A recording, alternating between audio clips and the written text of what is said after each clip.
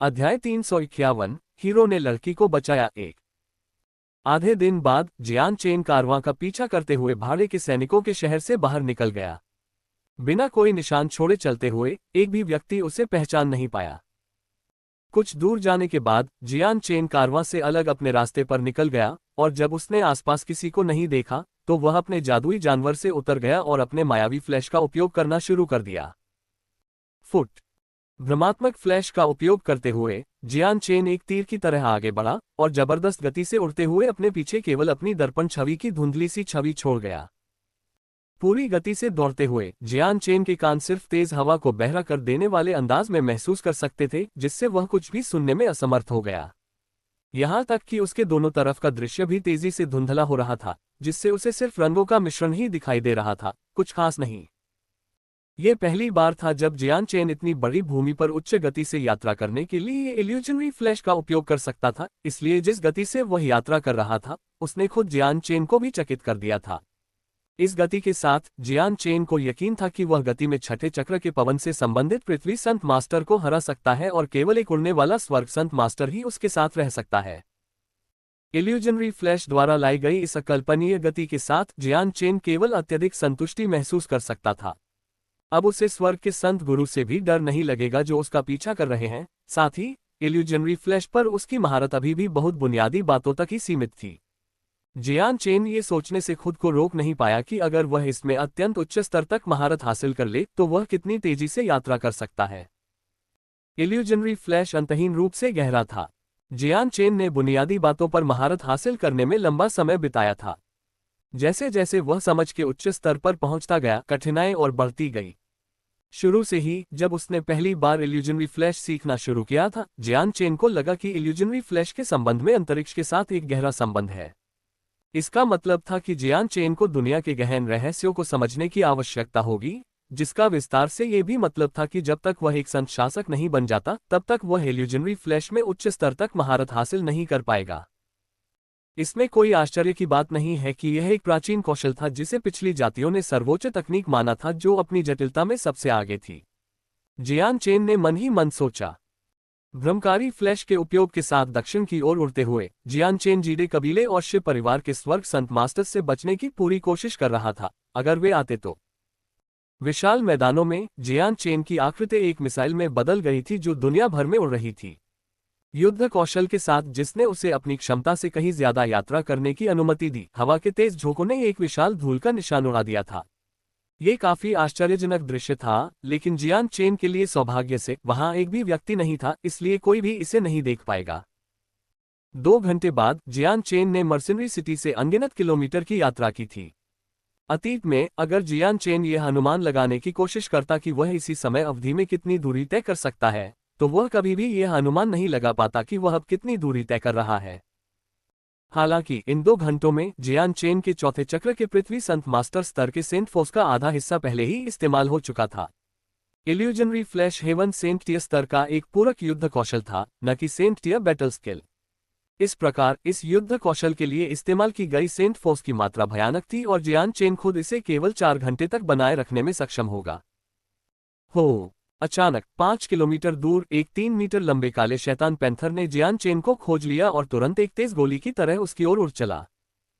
किसी भी panther model वाले जादुई जानवर की गति विशेष रूप से अच्छी थी। इसके अलावा यह एक क्लास 5 जादुई जानवर था, इसलिए इसकी गति और भी अधिक थी। शैतान पैंथर को घृणा से देखते हुए जियान चेन ने उसे नजरअंदाज कर दिया और अपनी पूरी गति से उसे पार करना जारी रखा। पैंथर ने अपने मुंह से खाली जगह को काटा और गुस्से से चीखते हुए जियान चेन का पीछा किया। हालांकि वह बहुत तेज था, लेकिन जियान चेन उससे भी ज्यादा तेज था, इसलिए दोनों के बीच की दूरी और भी बढ़ती गई। 1 घंटे बाद जियान चेन ने भाड़े के शहर से कम 1000 किलोमीटर की दूरी तय कर ली थी। रुकने के अलावा कोई और विकल्प न होने पर उसने एक पल के लिए आराम करने के लिए एक सुरक्षित जगह की तलाश की। क्लास 5 मॉन्स्टर कोर को बाहर निकालते हुए उसने ठीक होने के लिए अपने भीतर की ऊर्जा को अवशोषित करना शुरू कर दिया। 3 घंटे की दौड़ के बाद जियान चेन ने पहले ही अपने कुल संत बल का 3/4 हिस्सा इस्तेमाल कर लिया था। अगर वह ठीक नहीं हुआ और उसे किसी अप्रत्याशित परेशानी का सामना करना पड़ा तो वह उससे निपटने की स्थिति में नहीं होगा। 4 घंटे के बाद जियान चेन की सेंट फोर्स पूरी तरह से ठीक हो गई थी, जिससे वह एक बार फिर इल्यूजनरी फ्लैश के साथ यात्रा कर सका। 2 दिन बाद भाड़े के शहर में जियान चेन की निगरानी करने वाले लोगों ने जियान चेन का कोई संकेत नहीं देखा था। हालांकि हर किसी ने सोचा था कि जियान चेन केवल एक गहन ध्यान अध्ययन में फंस गया था। आखिरकार उनके स्तर के लोग अक्सर अपनी साधना पर ध्यान केंद्रित करने के लिए कई दिनों तक बिना खाए पिए रहते हैं, इसलिए यह पीछा करने वालों को बहुत ज्यादा परेशान नहीं करता था। इसके अलावा सराय के आसपास दिन रात अनगिनत लोग भी थे। यहां तक कि एक घरेलू मक्खी भी अगर वे चाहें तो बच नहीं सकती, एक व्यक्ति की तो बात ही छोड़िए। इसी समय कई भाड़े के सैनिक सराय में घुस आए। भोजन करने के बाद उनमें से एक अपने आरक्षित कमरे में चढ़ गया। टकराना। बहुत जल्दी ही पूरे शराबखाने में एक जोरदार आवाज सुनाई दी, जब दूसरी मंजिल से एक क्रोधित व्यक्ति दहाड़ता हुआ बोला, मादरचोद कमीने, दुकानदार, तुम किस तरह की टूटी हुई सराय चला रहे हो? जमीन पर छेद कैसे हो सकता है? भाई, मैं तीसरी मंजिल से दूसरी मंजिल पर गिर गया। गुस्से से भरी दहाड़ सुनकर जियान चेन पर नजर रखने वाले सभी लोग दंग रह गए और तुरंत प्रतिक्रिया व्यक्त की। तुरंत दूसरी मंजिल की ओर भागे जहां जियान चेन का कमरा था। उन्होंने दरवाजा खोला तो पाया कि एक आदमी फर्श पर गुस्से से गालियां दे रहा था। छत पर एक आधा मीटर चौड़ा छेद था। अच्छा नहीं, वह भाग गया। सभी के चेहरे पर तुरंत पीलापन आ गया और उन्होंने तुरंत दूसरों को इसकी सूचना दी और फिर उसे ढूंढने निकल पड़े। कुछ ही समय बाद जियान चेन के अचानक गायब होने की खबर जीडे कबीले और शे परिवार के बुजुर्गों को मिली। तुरंत दोनों बुजुर्ग गुस्से से भड़क उठे और अपने आदमियों पर श्राप बरसाने लगे। बेकार, बेकार के कचरे के टुकड़े, क्या तुम में से हर एक अंधा है? तुम सब सच में कचरा हो। इतने सारे लोगों की नजर सिर्फ एक आदमी पर थी, फिर भी वह तुम्हारी नाक के नीचे से निकल भागने में कामयाब हो गया। जल्दी करो और उसे ढूंढो। अगर तुम उसे नहीं ढूंढ सकते तो वापस आने की भी जहमत मत उठाना, शे परिवार के चौथे बुजुर्ग ने चिल्लाते हुए कहा। तीसरे बुजुर्ग चौथे बुजुर्ग से ज्यादा शांत थे और अपने सामने घुटनों के बल बैठे लोगों की तरफ देख रहे थे। तुमने जियान चेन को जाते हुए नहीं देखा या कब? एक व्यक्ति ने तुरंत ही तीसरे बुजुर्ग को सारी बातें बता दी। ये सुनकर बुजुर्ग ने मन ही मन सोचा, ऐसा लगता है कि इस जियान चेन ने अपना रूप बदल लिया था और चुपके से भाग गया था। मैंने नहीं सोचा था कि उसके पास ऐसा हुनर होगा, कितना असाधारण है। तीसरे बुजुर्ग, तो अब हमें क्या करना चाहिए? चौथे बुजुर्ग ने कहा। तीसरा बुजुर्ग उन दोनों में से ज्यादा होशियार था और इसलिए वह देखना चाहता था कि क्या नई योजना बनाई जा सकती है। और क्या? सभी को जियान चेन की तलाश शुरू करने को कहो और कबीले को खबर भेजो ताकि वे कुछ मदद भेज सकें। फिर किसी को भेजो और जियान चेन पर इनाम घोषित करो। तीसरे बुजुर्ग ने कहा। जियान चेन भाड़े के सैनिकों का राजा है। अगर हम भाड़े के सैनिकों के संघ में जाकर उस पर इनाम रख दें तो क्या पूरा भाड़े का शहर यह नहीं जान जाएगा कि हम उसके दुश्मन हैं? इससे हमारी छवि खराब होगी। चौथा बुजुर्ग इसके नतीजों से डर गया। चिंता मत करो चौथे बुजुर्ग, भले ही उन्हें पता हो कि शहर हस्तक्षेप करने की जहमत नहीं उठाएगा। ऐसा तभी होगा जब उनका एक दूसरे से कोई संबंध होगा, लेकिन इसके अलावा वे हस्तक्षेप नहीं करेंगे। तीसरे बुजुर्ग ने आत्मविश्वास से कहा। तीसरे बुजुर्ग पर विश्वास करते हुए चौथे बुजुर्ग ने बाकी लोगों को आदेश दिया, तुम सबने तीसरे बुजुर्ग की बातें सुनी हैं, जाओ और ऐसा करो। उसी समय दो जीडे कबीले के बुजुर्ग उनके सामने खड़े लोगों के समूह को खतरनाक तरीके से घूर रहे थे। जियान चेन पर नजर रखने के लिए जिम्मेदार लोग, कचरे का ढेर, जल्दी करो और उसे ढूंढो। शहर की तलाशी के लिए कुछ लोगों को काम पर रखो और अगर वह तुम्हें नहीं मिला तो कभी वापस मत आना। हाँ, हम तुरंत चले जाएंगे। कुछ लोग इस तरह बोले मानो कमरे से बाहर जाने से पहले माफी पाने की उम्मीद कर रहे हो। 2 दिनों की लगातार यात्रा के बाद जियान चेन को ये पता चल गया था कि वह पहले ही मर्सिनरी सिटी से 10,000 किलोमीटर दूर आ चुका है और अब वह अस्थायी रूप से सुरक्षित है। पास ही में एक छोटे से नाले में जियान चेन ने नहाना शुरू किया।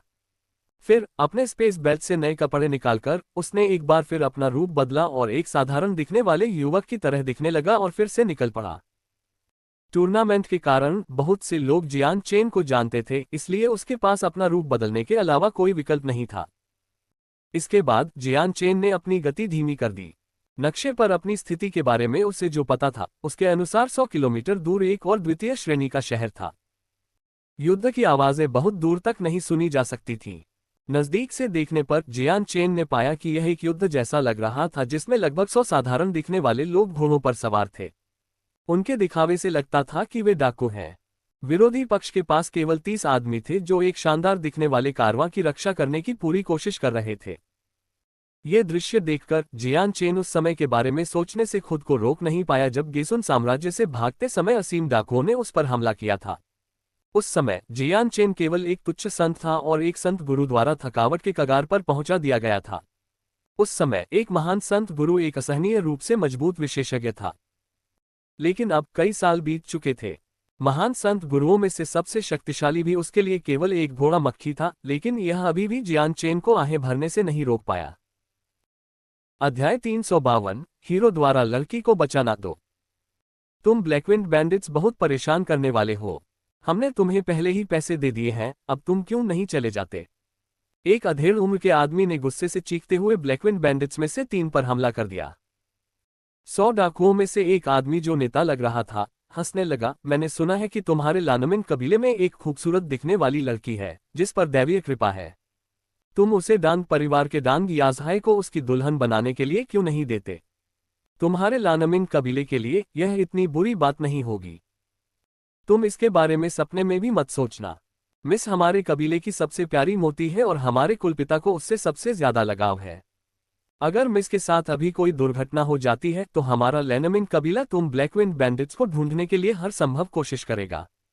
अधेड़ उम्र का आदमी दहाड़ा, ये व्यक्ति उनके समूह का नेता होना चाहिए। हाँ, तुम्हारा लैनमिन कबीला एक ऐसा कबीला है जिसके बारे में हम अच्छी तरह से जानते हैं। तुम्हारे लैनमिन कबीले के साथ हम ब्लैकविंड डाकू भी नहीं डरते। डाकुओं का नेता जोर से हंसा। मेरे भाइयों, आगे बढ़ो। जब गाड़ी डांग परिवार को सौंपी जाएगी तो निश्चित रूप से सभी को इससे लाभ होगा। तुरंत ही डाकुओं का मनोबल आसमान छूने लगा क्योंकि वे सभी और भी जोश से लड़ने लगे, जिससे 30 अंगरक्षकों पर बहुत ज्यादा दबाव आ गया। कुछ अंगरक्षक डाकुओं के हथियारों से घायल हो गए और जमीन पर गिर पड़े क्योंकि खून जमीन पर फैल गया था। एक पल में केवल 20 आदमी ही हताश होकर बचाव करने के लिए बचे। जहां तक ब्लैकविंड बैंडिट्स का सवाल है, ऐसा लग रहा था जैसे वे उत्तेजक पदार्थों पर थे क्योंकि उनकी लड़ने की शक्ति और उत्साह बढ़ रहा था। प्रत्येक तलवार का वार भारी होता जा रहा था और हवा में सेंट फोर्स भर रहा था। कुछ ही देर में 10 और अंगरक्षक मारे गए जबकि बमुश्किल 1 दर्जन डाकू मारे गए। उनकी हताहतों की संख्या बहुत कम थी, जिससे वे दूसरे पक्ष पर भारी बढ़त बनाए हुए थे। तुम्हें इसका पछतावा होगा। कीमत चुकाने के लिए तैयार रहो, हमारे कुलपिता तुम्हें कभी माफ नहीं करेंगे। अधेड़ उम्र का आदमी जोर से चिल्लाया। वह एक महान संत गुरु था, लेकिन इस समय वह 2 मध्य महान संत गुरुओं से लड़ रहा था जिन्होंने उसे उसकी सीमा तक धकेल दिया था। इतनी भीषण लड़ाई के साथ उसके घाव अब कम और मामूली नहीं रह गए थे। खून उसके शरीर से तेजी से बह रहा था और अगर यह जारी रहा तो वह ज्यादा समय तक नहीं चल पाएगा। हाँ, आपके शब्द बहुत गंभीर हैं। जब लैनमिन कबीले की आपकी प्यारी बेटी याजहाय की दुल्हन बनेगी तो दोनों पक्ष परिवार बन जाएंगे। आप अपने हथियार परिवार पर कैसे तान सकते हैं? क्या आपको नहीं लगता कि ऐसा करना गलत है? डाकू हंसा। अधेड़ उम्र के आदमी का चेहरा राख जैसा हो गया और उसकी आंखें घृणा से सिकुड़ गईं। दुर्भाग्य से वह इस समय असहाय था। बचे हुए आखिरी 10 आदमी ब्लैकविंड बैंडिट से घिरे हुए थे और उनकी ताकत इतनी नहीं थी कि वे इस स्थिति से बाहर निकल सकें। अपने बगल में खड़े सभी अंगरक्षकों को गिरता देख अंततः उस आदमी के चेहरे पर हल्की सी निराशा दिखाई देने लगी। ये बूढ़ा आदमी अपनी जान दे देगा अगर इसका मतलब है कि तुम इतनी आसानी से अपना पुरस्कार नहीं ले पाओगे। वह आदमी चिल्लाया और उसके अंदर की पवित्र शक्ति बाहर निकल आई। सभी बचाव को त्याग कर उसने एक साथ 3 लोगों के खिलाफ लड़ाई शुरू कर दी। जल्दी करो, वह अपने पृथ्वी स्तरीय युद्ध कौशल का उपयोग करने वाला है। डाकू सरदार चिल्लाया। जब डाकू सरदार बोल रहा था तब अधेड़ उम्र का आदमी अपनी विशाल तलवार उस आदमी पर चलाने के लिए मुड़ा था। पहले उस आदमी से लड़ रहे 2 अन्य महान संत गुरुओं को नेता से लड़ने का स्पष्ट अनुभव था। उन्होंने एक दूसरे की हरकतों से मेल खाते हुए उस आदमी को उसकी एकाग्रता से अलग करने की कोशिश की। टकराना। जोरदार धमाके के बाद सभी के पैरों के नीचे एक गड्ढा बन गया जिससे चारों लड़ाके नीचे गिर गए। उनमें से हर एक का चेहरा पीला पड़ गया और उसने मुंह से खून थूकना शुरू कर दिया। अधेड़ उम्र के आदमी ने जमीन से रेंगकर ऊपर आने की कोशिश की, लेकिन उसके घाव पहले से ही काफी गंभीर थे। पास में खड़े खून से लथपथ अंगरक्षक ने चिंतित नजर से उसे सहारा दिया। कैप्टन, क्या तुम ठीक हो? बाकी 3 डाकुओं को कोई खास नुकसान नहीं हुआ था, इसलिए वे जल्दी से उठ खड़े हुए। उनमें से एक ने दहाड़ते हुए कहा, जल्दी करो और उन्हें मार डालो, लेकिन गाड़ी को नुकसान मत पहुंचाओ। हाँ।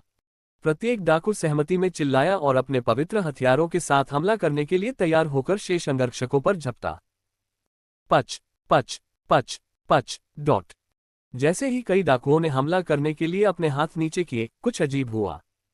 हर एक डाकू का सिर हवा में उड़ गया और फिर उनके सिरहीन शरीर से खून की धारें हवा में 1 मीटर ऊपर उठने लगीं। इस अचानक हुई घटना से सभी लोग हैरान हो गए। उनमें से किसी को भी नहीं पता था कि आखिर हुआ क्या था और इसलिए वे इस पर कोई प्रतिक्रिया नहीं दे पाए। डाकुओं के सिर हवा में उड़ते रहे क्योंकि हर डाकू का सिर कट गया। जैसे ही कद्दू के आकार के सिर हवा में भर गए, कई डाकू 2 छोटी सांसों के अंतराल में जमीन पर मृत पड़े रहे। इस विचित्र घटना के कारण शेष 10 अंगरक्षकों की आंखें खुली की खुली रह गईं और वे ये देखकर पूरी तरह अविश्वास में रह गए कि उनके सामने क्या हो रहा था। क्या क्या हो रहा है? कौन कौन उन्हें मार रहा है? डाकुओं का सरदार डर के मारे चिल्लाया जब उसने अपने साथियों के सिरहीन शवों को जमीन पर खून की बारिश करते देखा।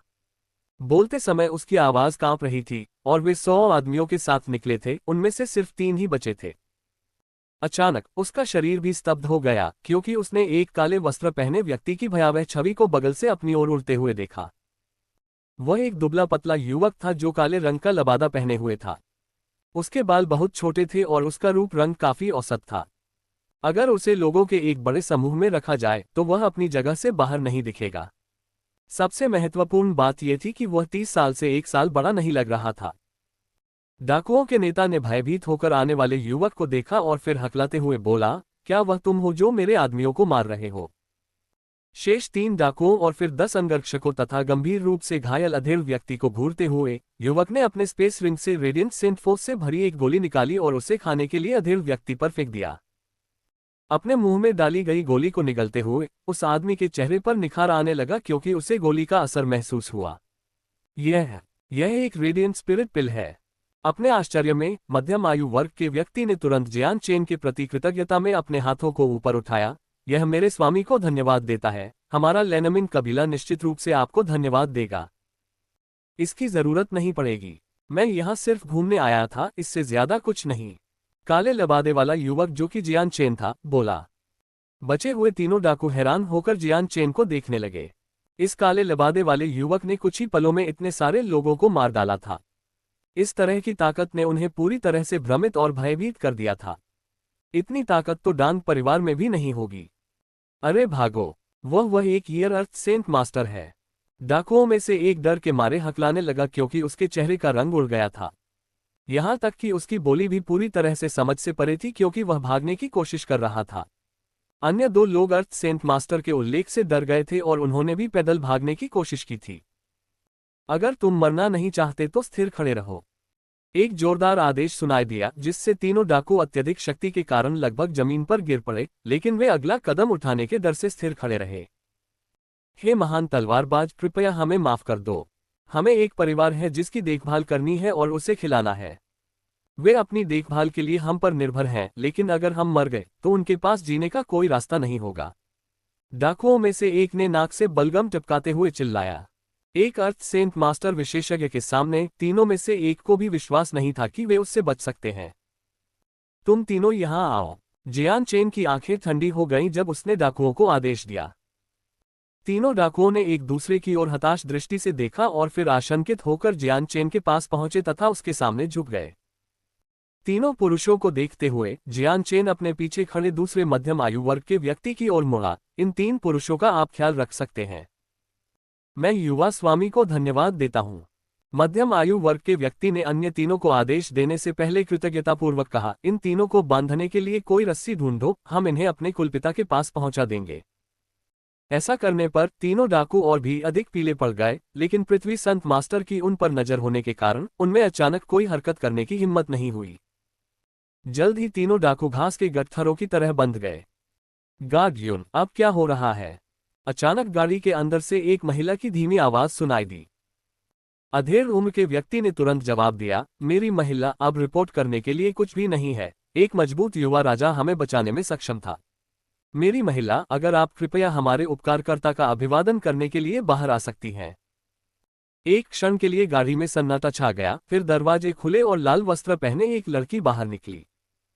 यह एक खूबसूरत युवा लड़की थी जिसकी खूबसूरती बहुत ही भयानक थी।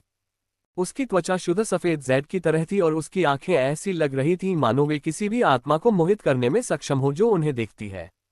उसके रूप रंग से वह लगभग 22 वर्ष की लग रही थी और उसका रूप रंग विद्वानों जैसा था। वह हुआंग लुआन की शक्ल से ज्यादा अलग नहीं थी, लेकिन दोनों के बीच मुख्य अंतर यह था कि यह लड़की स्वभाव से दयालु थी, जबकि हुआंग लुआन चालाक और जिद्दी व्यक्तित्व वाला था। उसके साथ पहले हुई भयावह घटना के कारण उसका चेहरा अभी भी काफी पीला था, क्योंकि उसके चेहरे तक पर्याप्त रक्त नहीं पहुंच रहा था। उसकी आंखों में अभी भी डर की झलक थी, लेकिन जैसे ही उसने चारों ओर खून से लथपथ परिदृश्य को देखा, उसका पूरा शरीर कांपने लगा और पहले से भी ज्यादा पीला पड़ गया, जिससे सभी चिंतित हो गए। ये पहली बार था जब उसने इतना खूनी नरसंहार देखा था। खुद को शांत करने की कोशिश करते हुए उसकी नजर काले कपड़े पहने जियान चेन पर पड़ी। तुरंत झुकते हुए उसने विनम्रता से कहा, हम अपने हीरो को उनकी सहायता के लिए धन्यवाद देते हैं। हम हीरो के हमेशा आभारी रहेंगे। जियान चेन ने बेपरवाही से अपना हाथ हिलाया, कोई परेशानी नहीं थी क्योंकि मैं उसी रास्ते से गुजर रहा था। मुझे डाकुओं से भी नफरत होने लगी है। चूंकि अब तुम्हारा समूह सुरक्षित है, इसलिए मैं जा रहा हूं, अलविदा। ये कहते हुए जियान चेन जाने के लिए मुड़ा। हालांकि उसने देखा कि युवती काफी खूबसूरत थी, लेकिन जियान चेन एक कामुक व्यक्ति नहीं था। उसके जैसी सुंदर दिखने वाली महिला के लिए जियान चेन को परेशानी के अलावा कुछ नहीं दिख रहा था। किसी ने नहीं सोचा था कि जियान चेन अपनी बातों में इतना बेबाक होगा और जब उसने कहा तो चला जाएगा। अधेड़ उम्र का आदमी जल्दी से उसके पास आया और उसका रास्ता रोककर उससे विनती करने लगा, साथी नायक, कृपया हम पहरेदारों के घावों को देखें। आगे बढ़ना कोई समस्या नहीं होगी, लेकिन लड़ना हमारी समझ से बाहर है। कृपया दया करें और हमें थैसिया शहर तक पहुंचाएं, अन्यथा अगर हम सड़क पर दुष्ट इरादों वाले किसी व्यक्ति से मिले तो हम अपना बचाव नहीं कर पाएंगे। जियान चेन को इस तरह के अनुरोध को स्वीकार करने में कुछ हिचकिचाहट हुई, लेकिन अंत में वह सहमत हो गया क्योंकि थासिया शहर भी वही स्थान था जहां वह जा रहा था। अध्याय 353, थासिया शहर का लानमिंग कबीला। जब जियान चेन ने शहर तक उनकी रक्षा करने के लिए सहमति व्यक्त की तो अंगरक्षक बहुत खुश हुए। एक पृथ्वी संत मास्टर के उनके दल में शामिल होने से उनकी यात्रा निस्संदेह सुरक्षित होगी, ब्लैकविंड बैंडिट जैसे दुर्भावनापूर्ण इरादे वाले किसी भी व्यक्ति की चिंता या भय के बिना। जियान चेन को गाड़ी में बैठने के लिए विनम्रतापूर्वक आमंत्रित किया गया था, और जो जियान चेन को पैदल यात्रा करने के लिए कहेंगे उन्हें मौत की सजा दी जाएगी। उनके पास जितने भी घोड़े थे वे या तो मारे गए थे या भाग गए थे। गाड़ी को खींचने वाले 3 श्रेणी 2 जादुई जानवरों के अलावा बैठने के लिए कोई और घोड़ा नहीं था। मध्यम आयु वर्ग के व्यक्ति के आतिथ्य और सद्भावना को अस्वीकार करने में असमर्थ जियान चेन ने गाड़ी के उस हिस्से में बैठना चुना जहां चालक आमतौर पर जानवरों को निर्देश देने के लिए बैठता था। छोटे भाई, बाहर हवा बहुत तेज है, तुम्हें अंदर चले जाना चाहिए। वह आदमी जियान चेन की ओर विनम्रता से मुस्कुराया। एक अर्थ सेंट मास्टर को थेसिया सिटी के भीतर एक शीर्ष स्तरीय विशेषज्ञ माना जाएगा, और लेनमिन कबीले को 2 शीर्ष कबीलों में से एक माना जा सकता है क्योंकि उनके कुलपति भी एक अर्थ सेंट मास्टर थे। यदि वे अपने कुलपति को खो देते हैं तो थेसिया सिटी के भीतर उनकी स्थिति अपरिवर्तनीय रूप से बदल जाएगी। सबसे अच्छे से कबीले को एक उच्च गुणवत्ता वाला कबीला माना जाएगा। थेसिया सिटी में पहले से ही इस प्रकार के कुछ दर्जन कबीले थे, इसलिए ये देखा जा सकता था कि एक अर्थ सेंट मास्टर एक उच्च और शक्तिशाली पद था। ये ठीक है, मुझे यहाँ बैठकर आनंद आता है, जियान चेन बोला। अधेड़ उम्र के व्यक्ति ने और कुछ कहने की जहमत नहीं उठाई, क्योंकि अगर वह उसे कहीं और बैठने के लिए मनाने की कोशिश करेगा तो इससे फायदा की बजाय नुकसान ही होगा। इस समय पीछे से एक नाजुक खुशबू आ रही थी। जैसे ही गाड़ी के दरवाजे खुले, लाल लबादा पहने लड़की बाहर निकल रही थी। ड्राइवर की सीट पर जियान चेन के बगल में बैठी, उसकी खूबसूरत आंखें जियान चेन को घूर रही थीं और वह धीरे से बोली, हमारे जीवन को बचाने के लिए हमारे उपकारकर्ता को बहुत बहुत धन्यवाद। इस लड़की का नाम लेनइंग है, अगर मैं अपने स्वामी का नाम पूछूं। जियान चेन ने अपने बगल में खड़ी सुंदरी पर एक नजर डाली और फिर पीछे मुड़कर सामने देखा। तुम मेरी बहुत तारीफ कर रही हो। मेरा नाम यांग युतियान है। तो ये भगवान यांग है। भगवान यांग कहाँ जा रहे होंगे और भगवान यांग कहाँ से हो सकते हैं? लेनइंग की आंखें अपनी चमकीली आंखों से जियान चेन को घूर रही थीं, लेकिन जब उसने जियान चेन की भौहों में हल्का सा झुर्रियां देखीं तो वह जल्दी से बोली, ये लड़की बस उत्सुक थी। अगर भगवान यांग जवाब नहीं देना चाहते हैं तो कृपया इस लड़की को असभ्य होने के लिए माफ कर दें। हंसते हुए जियान चेन ने कहा, युवती बहुत गंभीर है। मैं पूरे महाद्वीप की यात्रा करने और अपने ज्ञान और अनुभव को बढ़ाने के लिए एक दूर देश से आया हूँ। जब मैं यात्रा करता हूं तो आकाश मेरी छत है और धरती मेरा बिस्तर है। तो इसमें कोई आश्चर्य नहीं है कि भगवान यांग इस तरह की लंबी साधना प्रक्रिया के साथ इतने मजबूत हैं।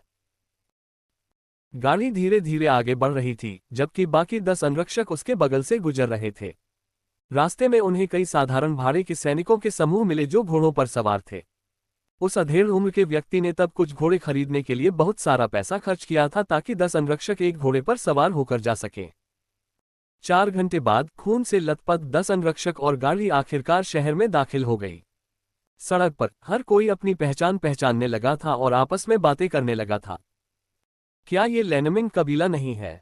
उन्हें इतनी सारी चोटें लगने के पीछे क्या एक शक्तिशाली गुट ने उनका दुश्मन बनने का फैसला किया है? लानमिंग कबीला थैसिया शहर के शीर्ष 2 कबीलों में से एक है। मैंने सुना है कि उनके कुलपति भी एक पृथ्वी संत मास्टर हैं। कौन संभवतः लानमिंग कबीले और हुओ नियाओ कबीले को भड़काने की कोशिश कर सकता है? काले वस्त्र पहने जियान चेन गाड़ी की चालक सीट पर बैठा रहा, जबकि पास में खड़े अंगरक्षक उसे रास्ता दिखा रहे थे, जबकि लान्यन गाड़ी के अंदर ही रही। अचानक जादुई जानवरों के सवारों का एक बड़ा समूह गाड़ी की ओर दौड़ा, जिससे पागलों की तरह तेज आवाजें आने लगीं।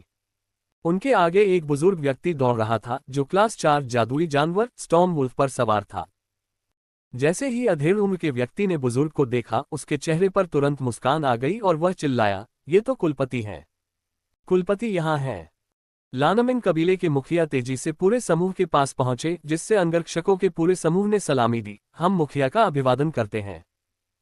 उनकी ओर देखे बिना ही वह चिंतित भाव से अपने वाहन से उतर गया और चिंतित होकर जोर से चिल्लाया, यंगर, यंगर, क्या तुम ठीक हो, यंगर? गाड़ी के दरवाजे खुले और लाल लबादा पहने लेनयिंग बाहर निकली। जब उसने बुजुर्ग को देखा तो वह तुरंत रोते हुए चिल्लाने लगी, दादाजी।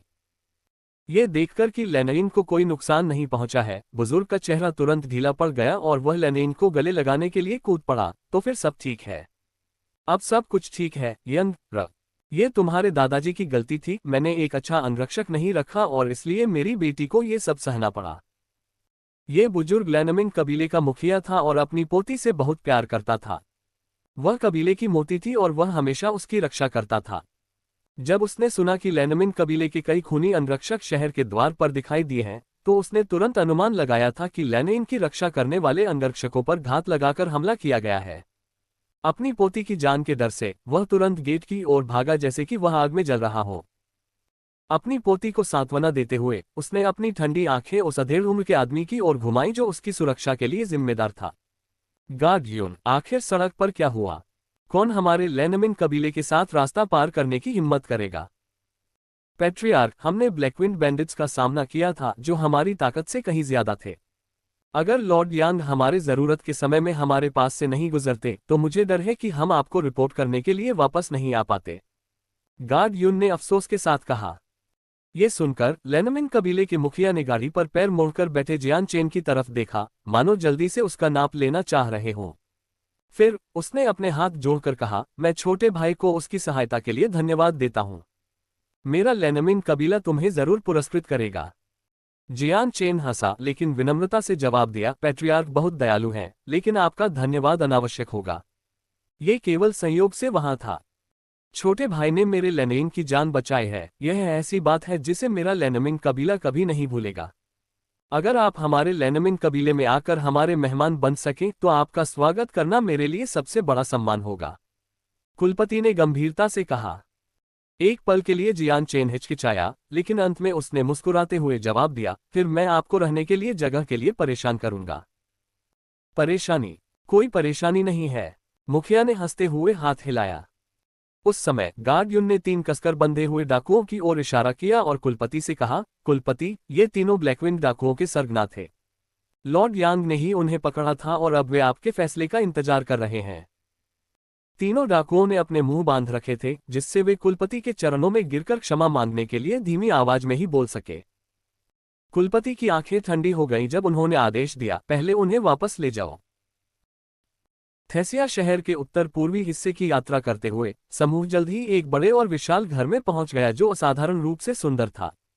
यहां तक कि सजावट ने भी इसकी सुंदरता में इजाफा किया, क्योंकि कुलपति जियान चेन को रिसेप्शन हॉल में ले गए जहां उन्होंने बातचीत शुरू की, जबकि कुलपति ने चालाकी से यह पता लगाने की कोशिश की कि उनकी पहचान क्या है। जियान चेन ने शांतिपूर्वक कुलपति के प्रत्येक प्रश्न का उत्तर दिया, लेकिन जब स्वयं के बारे में उत्तर की बात आई तो उसने स्वाभाविक रूप से वही उत्तर दिया जो उसने लेनिन को बताया था। जियान चेन ने अपनी आभा को भी छुपा रखा था ताकि कुलपति जियान चेन की असली ताकत का पता न लगा सके। हालांकि गार्ड यू ने गारंटी दी थी कि जियान चेन एक पृथ्वी संत मास्टर था, इसलिए कुलपति बिना किसी अहंकार के बेहद विनम्र थे।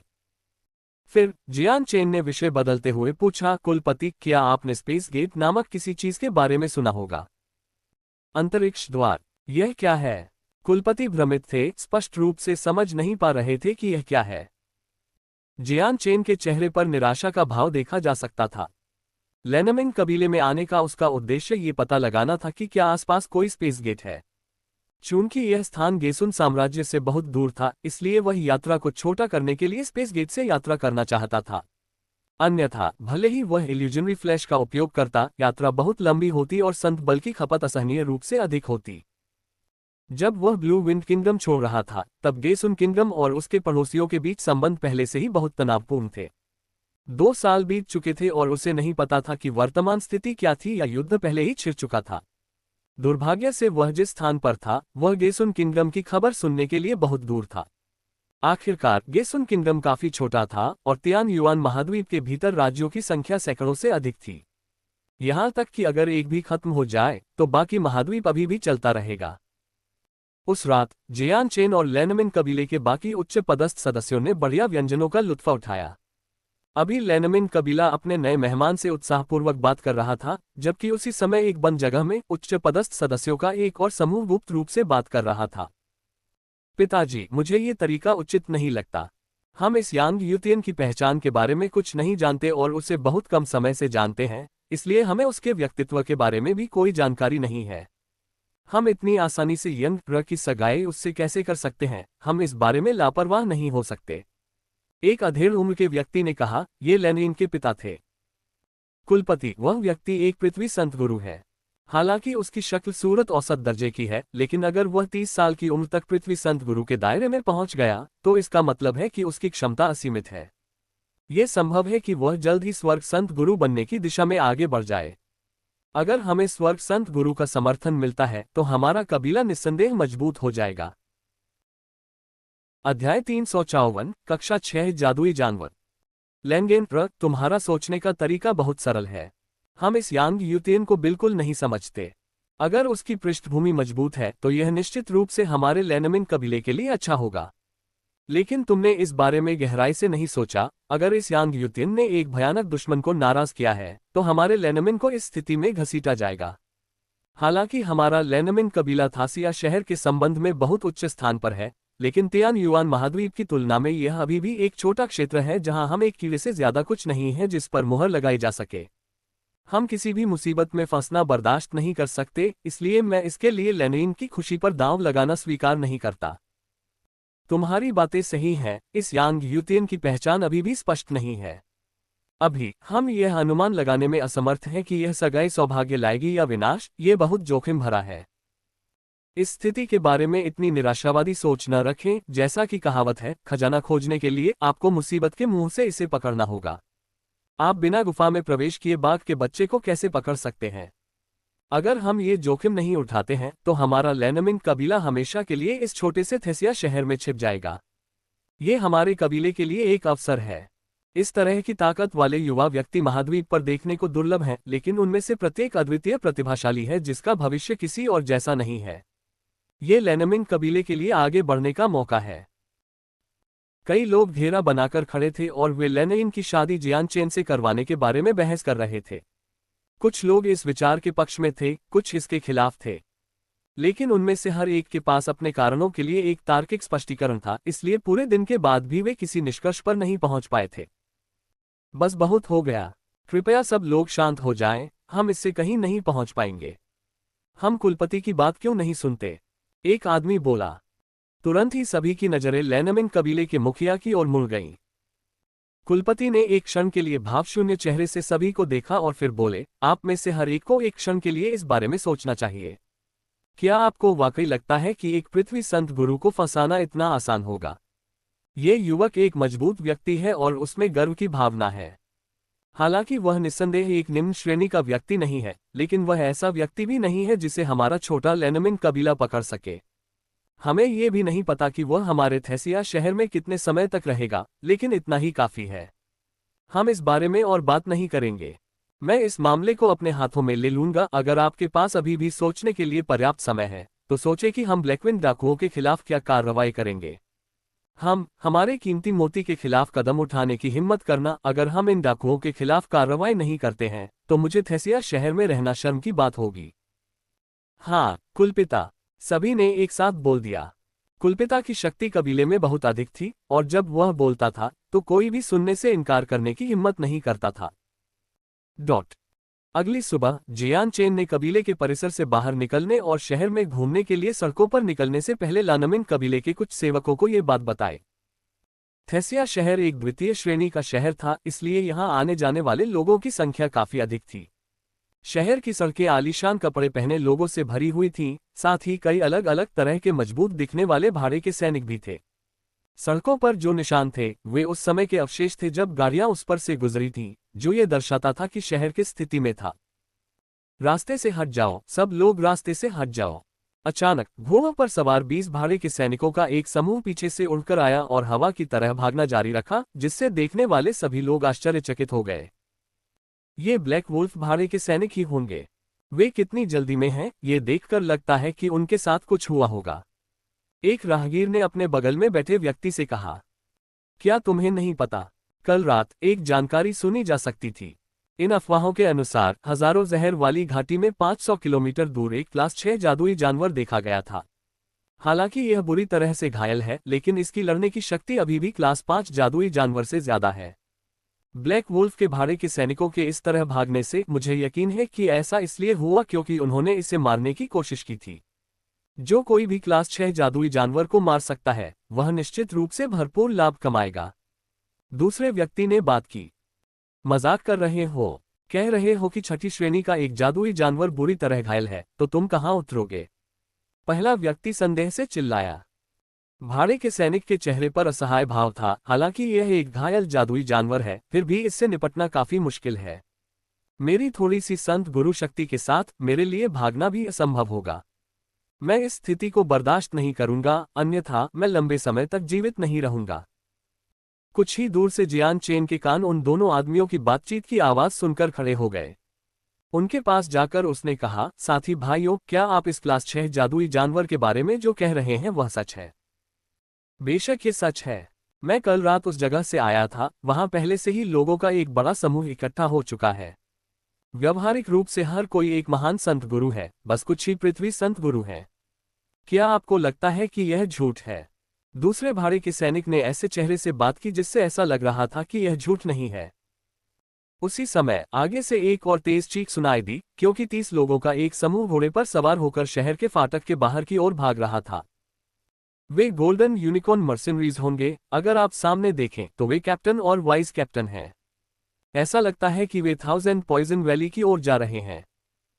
जैसे ही गोल्डन यूनिकॉर्न भाड़े के सैनिक बाहर निकले, पुरुषों का एक और समूह उत्सुकता से उनके पीछे पीछे चला आया।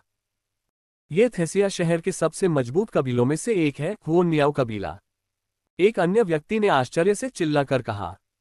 यहां तक कि कबीले का मुखिया भी वहां मौजूद है। वह थैसिया शहर के सबसे ताकतवर 3 लोगों में से एक है। उसके जैसे अर्थ सेंट मास्टर का इतनी जल्दी भाग जाना क्या कुछ बड़ा हो सकता है? एक और व्यक्ति ने कहा। हुओन नियाओ कबीले के जाने के कुछ सेकंड बाद ही घोड़े पर सवार सदस्यों का एक और समूह जल्दी से गेट की ओर उड़ गया। जब जियान चेन ने इन लोगों को देखा तो उसके चेहरे पर एक अजीब सा भाव था। ऐसा इसलिए था क्योंकि आगे चलने वाला व्यक्ति लेनमिन कबीले का मुखिया था। जिस समय लेनमिन कबीले के लोग जियान चेन के पास से भागने वाले थे, वह उनका रास्ता रोकने के लिए आगे बढ़ा। जैसे ही लेनमिन कबीले के लोग गुस्से में चिल्लाने वाले थे, जब उन्होंने देखा कि जियान चेन ने उन्हें रोका था, तो उनके चेहरों पर गुस्से के भाव तुरंत गायब हो गए और उनकी जगह मुस्कुराहट और विनम्र अभिवादन ने ले ली। यहां तक कि मुखिया के चेहरे पर भी मुस्कान थी। छोटे भाई, तो तुम यहां हो? कुलपति, आप कितनी जल्दी में हैं, ये देखते हुए क्या कुछ हुआ है? जियान चेन ने पूछा। कुलपति ने सिर हिलाया। ठीक है, कल रात हमें कुछ खबर मिली कि 500 किलोमीटर दूर हजार जहर घाटी में एक बुरी तरह घायल कक्षा 6 जादुई जानवर दिखाई दिया। हम अब वास्तव में उस क्षेत्र के लिए अपने रास्ते पर हैं। आज सुबह हमने आपको आमंत्रित करने के लिए किसी को भेजा था, लेकिन आपका कोई संकेत नहीं था। बहुत कम समय बचा होने के कारण हम अपने नौकरों को केवल आपके लौटने पर संदेश बताने के लिए कह सकते हैं ताकि आप बाद में हमसे मिल सकें। छोटे भाई, क्या आप हमारे साथ हजार जहर घाटी में आने में रुचि रखते हैं? तो ये कारण था। जियान चेन ने अंततः कुलपति के प्रश्न का उत्तर देने से पहले बुदबुदाया। इसके बाद एक अन्य व्यक्ति ने जियान चेन को अपने घोड़े पर सवारी करने दी। उसके बाद उसने एक अन्य व्यक्ति के साथ घोड़ा साझा किया। बिना कुछ और बोले समूह हजार जहर घाटी की ओर यात्रा करने लगा। पीछे भ्रमित भाड़े के सैनिकों का एक समूह छोड़ गया जो जियान चेन की घटती हुई आकृति को घूर रहे थे। आखिर वह कौन व्यक्ति है जिसके साथ लेनमिन कबीले का मुखिया भी इतना विनम्र है? अगर मुझे पहले पता होता तो मैं उसके साथ ज्यादा दोस्ताना व्यवहार करने की कोशिश करता। जबकि जियान चेन और लानमिन कबीले के लोग पागलों की तरह घाटी की ओर यात्रा करते रहे, कुलपति ने जियान चेन को वह सारी जानकारी समझाना जारी रखा जो वह जानते थे। क्लास 3 मैजिकल बीस्ट माउंट के साथ सभी लोग जल्दी से शहर से बाहर निकल गए और जल्दी से सड़कों पर आगे बढ़ गए। 1 घंटे के बाद वे आखिरकार उस जगह पर पहुंच गए जहां वे एक विशाल पर्वत शिखर देख सकते थे जिसकी चोटियां बादलों और कोहरे से छिपी हुई थीं। प्रत्येक पर्वत शिखर लगभग 4000 मीटर ऊंचा था और जहरीले कोहरे की एक हल्की परत चारों ओर घूमती हुई देखी जा सकती थी। घाटी के बाहरी इलाके में 1000 लोगों का समूह पहले से ही एक समतल मैदान पर इकट्ठा था जहां हर जगह तंबू लगे हुए थे। लेनमिन कबीले के लोग मैदान से थोड़ी दूर जाकर रुके, इससे पहले कि मुखिया ने जियान चेन को एक बोतल थमा दी। छोटे भाई, यह इस जहर का मारक है। हालांकि जहर बहुत ज्यादा मजबूत नहीं है, लेकिन ये हमारी ताकत को सीमित कर देगा। अगर कोई यहाँ बहुत ज्यादा समय बिताता है तो इसका असर दिखेगा, इसलिए हमें खुद को इससे बचाना चाहिए। अपना सिर हिलाते हुए जियान चेन ने एक गोली ली और फिर उसे सोयाबीन खाने की तरह आसानी से निगल लिया। लेनमिन कबीले ने अपने समूह के सभी लोगों को गोली निगलने को कहा और फिर घोड़े से उतर गए। 2 सैनिकों को पीछे छोड़कर सभी लोग जहरीली घाटी में प्रवेश करने लगे। बहुत घने क्षेत्र में चलते हुए यह अंतर करना कठिन हो गया कि वे किस दिशा में चल रहे थे, लेकिन क्योंकि उनके लिए पहले से चल रहे लोगों के पैरों के निशानों द्वारा एक रास्ता बना हुआ था, इसलिए उन्हें बस बिना विचलित हुए एक सीधी रेखा में उस रास्ते पर चलना था। वहां सबसे कमजोर सदस्य सभी महान संत मास्टर क्षेत्र के थे, लेकिन उनकी गति अभी भी तेज थी। ज्यादा समय नहीं बीता था कि उनका समूह आखिरकार उस शिखर पर पहुंच गया जहां वे आखिरकार अपने रास्ते में रुक गए। ऐसा इसलिए था क्योंकि वहां पहले से ही कई 100 लोग गंभीर भाव से भरे हुए इकट्ठे हुए थे। जियान चेन फुर्ती से पेड़ की टहनी पर चढ़ गया और आगे की ओर देखने लगा। तभी उसने देखा कि एक सफेद बाघ हालत से अपनी आंखें बंद करके बैठा हुआ है और अपने पीछे की गुफा की रक्षा कर रहा है। बाघ बहुत बड़ा नहीं था, सिर्फ 3 मीटर लंबा और पूरे शरीर पर सफेद फर था, जो थासिया शहर में भाड़े के सैनिक से मिली जानकारी का खंडन करता था। बाघ के ठीक सामने खून का एक विशाल तालाब था जहां सैकड़ों लाशें बेजान मुद्रा में जमीन पर बिखरी हुई थीं। इन शवों में एक अर्थ सेंट मास्टर भी था। अध्याय 355 शक्तिशाली सफेद बाघ। इस दृश्य को देखकर जियान चेन अपनी आंखों पर संदेह करने से खुद को नहीं रोक सका। क्या ये वास्तव में घायल कक्षा 6 का जादुई जानवर था जो वर्तमान में कक्षा 5 के जादुई जानवर जितना शक्तिशाली था? चाहे वह कैसा भी दिखे, ये सही नहीं लग रहा था। अभी वह और बाकी 100 आदमी बाघ को उत्सुकता से घूर रहे थे। सभी को एक ही तरह का संदेह हो रहा था। भले ही 20 पृथ्वी संत मास्टर्स हों, वे भी कक्षा 6 के जादुई जानवर के खिलाफ लड़ने में सक्षम नहीं होंगे। उनके सामने का दृश्य उनके विचारों से बिल्कुल अलग था। बाघ का फर अभी भी शुद्ध सफेद था, उस पर खून का एक भी कण नहीं था, लेकिन उसके चारों ओर सैकड़ों लोगों की लाशें थीं, जिनमें कुछ पृथ्वी संत गुरु भी शामिल थे। इतने सारे लोगों को बिना खून से लथपथ हुए मारना ऐसा कुछ नहीं था जो एक घायल वर्ग 6 जादुई जानवर कर सकता था। ऐसा लगता है कि जानकारी में कुछ विसंगतियां हैं। हालांकि यह वास्तव में एक क्लास 6 जादुई जानवर है, लेकिन ये बिल्कुल भी गंभीर रूप से घायल नहीं है, जियान चेन ने खुद से कहा। पीछे की गुफा से आधा मीटर लंबा एक बर्फीला सफेद बाघ शावक बाहर निकलता हुआ दिखाई दे रहा था। आकर्षक झबरा सफेद फर वाला ये बाघ ऐसा लग रहा था जैसे अभी कुछ समय पहले ही पैदा हुआ हो, क्योंकि उसकी आंखें भी नहीं खुली थीं। ऐसा लग रहा था कि गुफा से बाहर रेंगने में उसे बहुत ज्यादा मेहनत करनी पड़ी होगी, क्योंकि वह अपने कांपते हुए 4 अंगों के साथ चलने की कोशिश कर रहा था। इस बाघ शावक के बारे में एकमात्र अजीब बात यह थी कि इसकी पीठ पर पंखों की एक जोड़ी थी। यह ऐसी चीज थी जो बाघ आधारित जादुई जानवर में नहीं होनी चाहिए, इसलिए यह विशेषता सभी ने तुरंत नोटिस की। देखो, वह कक्षा 6 का जादुई जानवर का बच्चा, हे भगवान, उसके पंख हैं। क्या इसका मतलब यह है कि यह बच्चा बड़ा होने पर उड़ सकता है? एक कक्षा 6 जादुई जानवर शावक दिखाई दिया है, कितना अजीब है। ये जादुई जानवर का बच्चा अभी अभी दुनिया में आया है। अगर हम इसे अभी ले जा सकें और इसका प्रजनन कर सकें तो यह निस्संदेह एक वफादार घोड़े के रूप में विकसित होगा जिसके पास बहुत ज्यादा ताकत होगी। हाल ही में जन्मा कक्षा 6 का जादुई जानवर कितना अमूल्य। गुफा से बाहर निकले छोटे शावक को देखकर सभी लोग तुरंत उत्साहित हो गए और उनकी आंखों में उत्साह की ज्वालाएं चमक उठीं। शावक को देखते ही उन पर लालच हावी हो गया और उनमें से कुछ ने आने वाले धन के पूर्वाभास में अपने हाथों को रगड़ना शुरू कर दिया, जैसे कि वे पहले से ही शावक को अपने हाथों में देख रहे हों। लोगों की भीड़ से उत्साहित होकर मां बाघिन ने धीरे से अपनी दोनों आंखें खोली। एक शक्तिशाली दहाड़ के साथ मानो समूह को धमका रही हो, उसने अपना सिर उठाया और शावक को अपने पंजे से अपने शरीर की ओर खींचा।